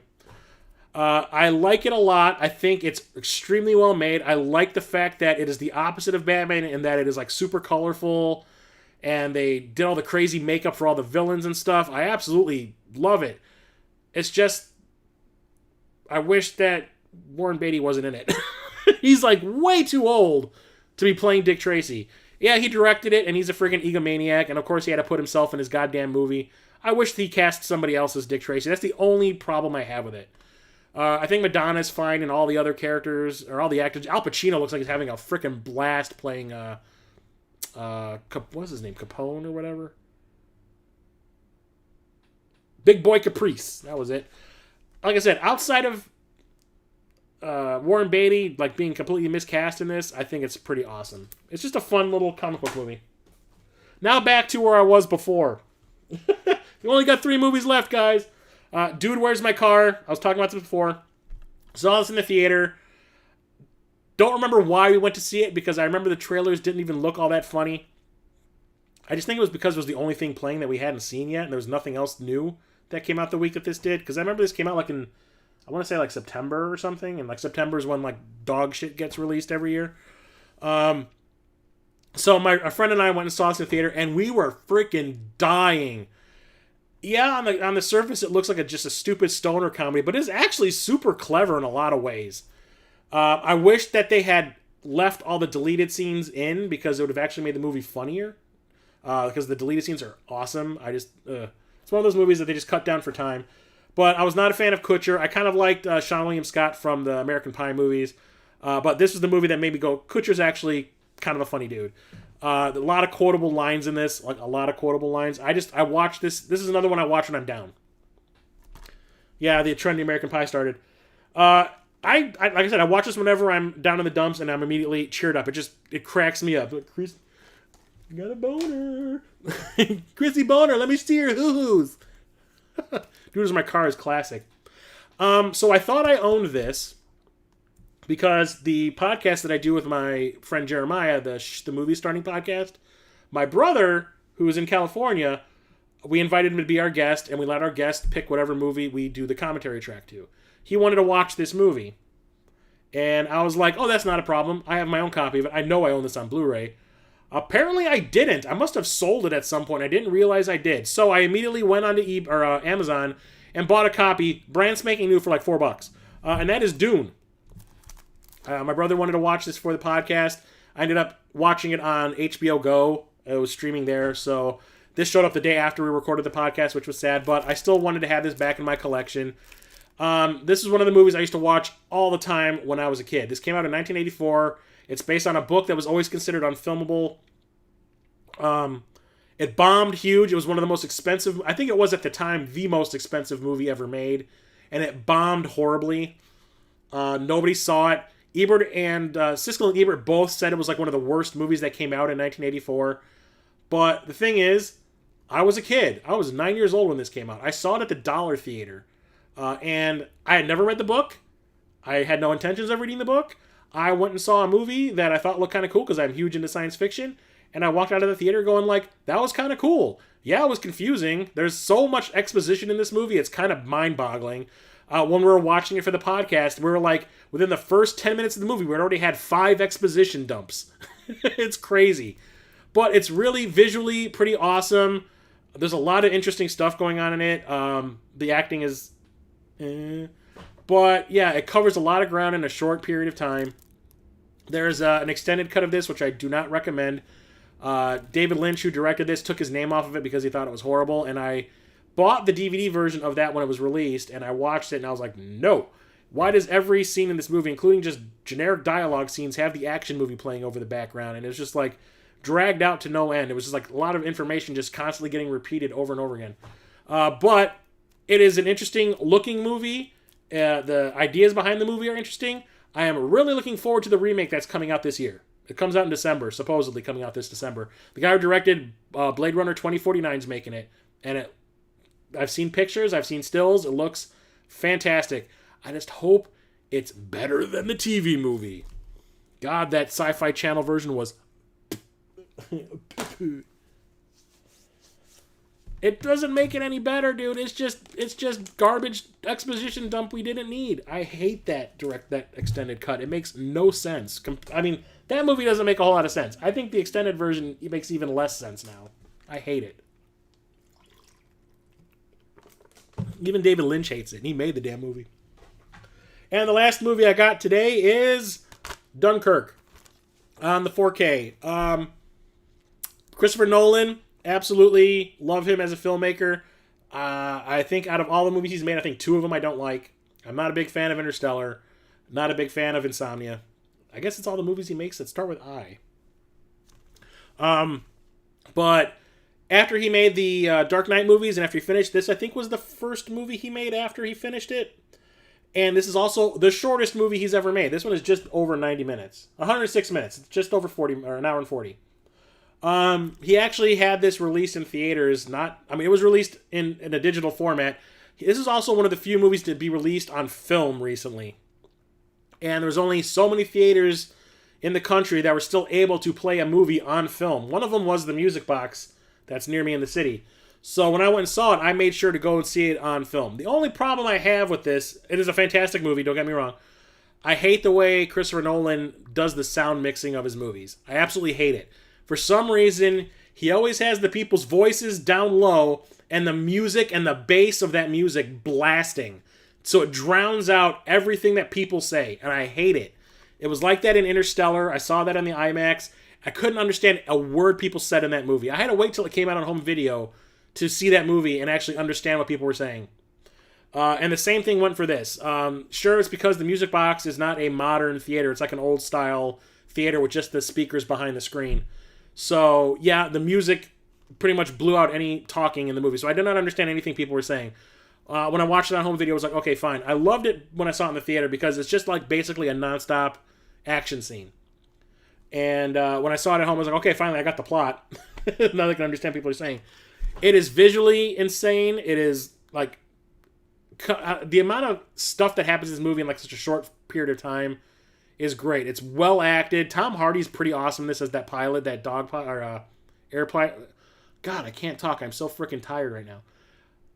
The airline, the fighter pilot that he plays, for only being on screen for I think a whopping 15-20 minutes.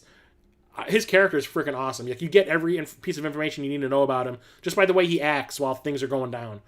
I love the people that are taking the boats to go and rescue all the soldiers that are stuck on that dock. That poor kid that gets his head bashed in. God damn it. Everything about it's fantastic. It's such a well-made movie. Even Harry Styles from friggin' God, what the hell's that boy band that he was in? He's pretty good in it, and he's only in it for maybe 10 minutes, and he's pretty good. He plays kind of a dick, though. I love it. Everything about it's great. It's just a real good, short, compact, tense little action war movie. It's pretty awesome. And that's it.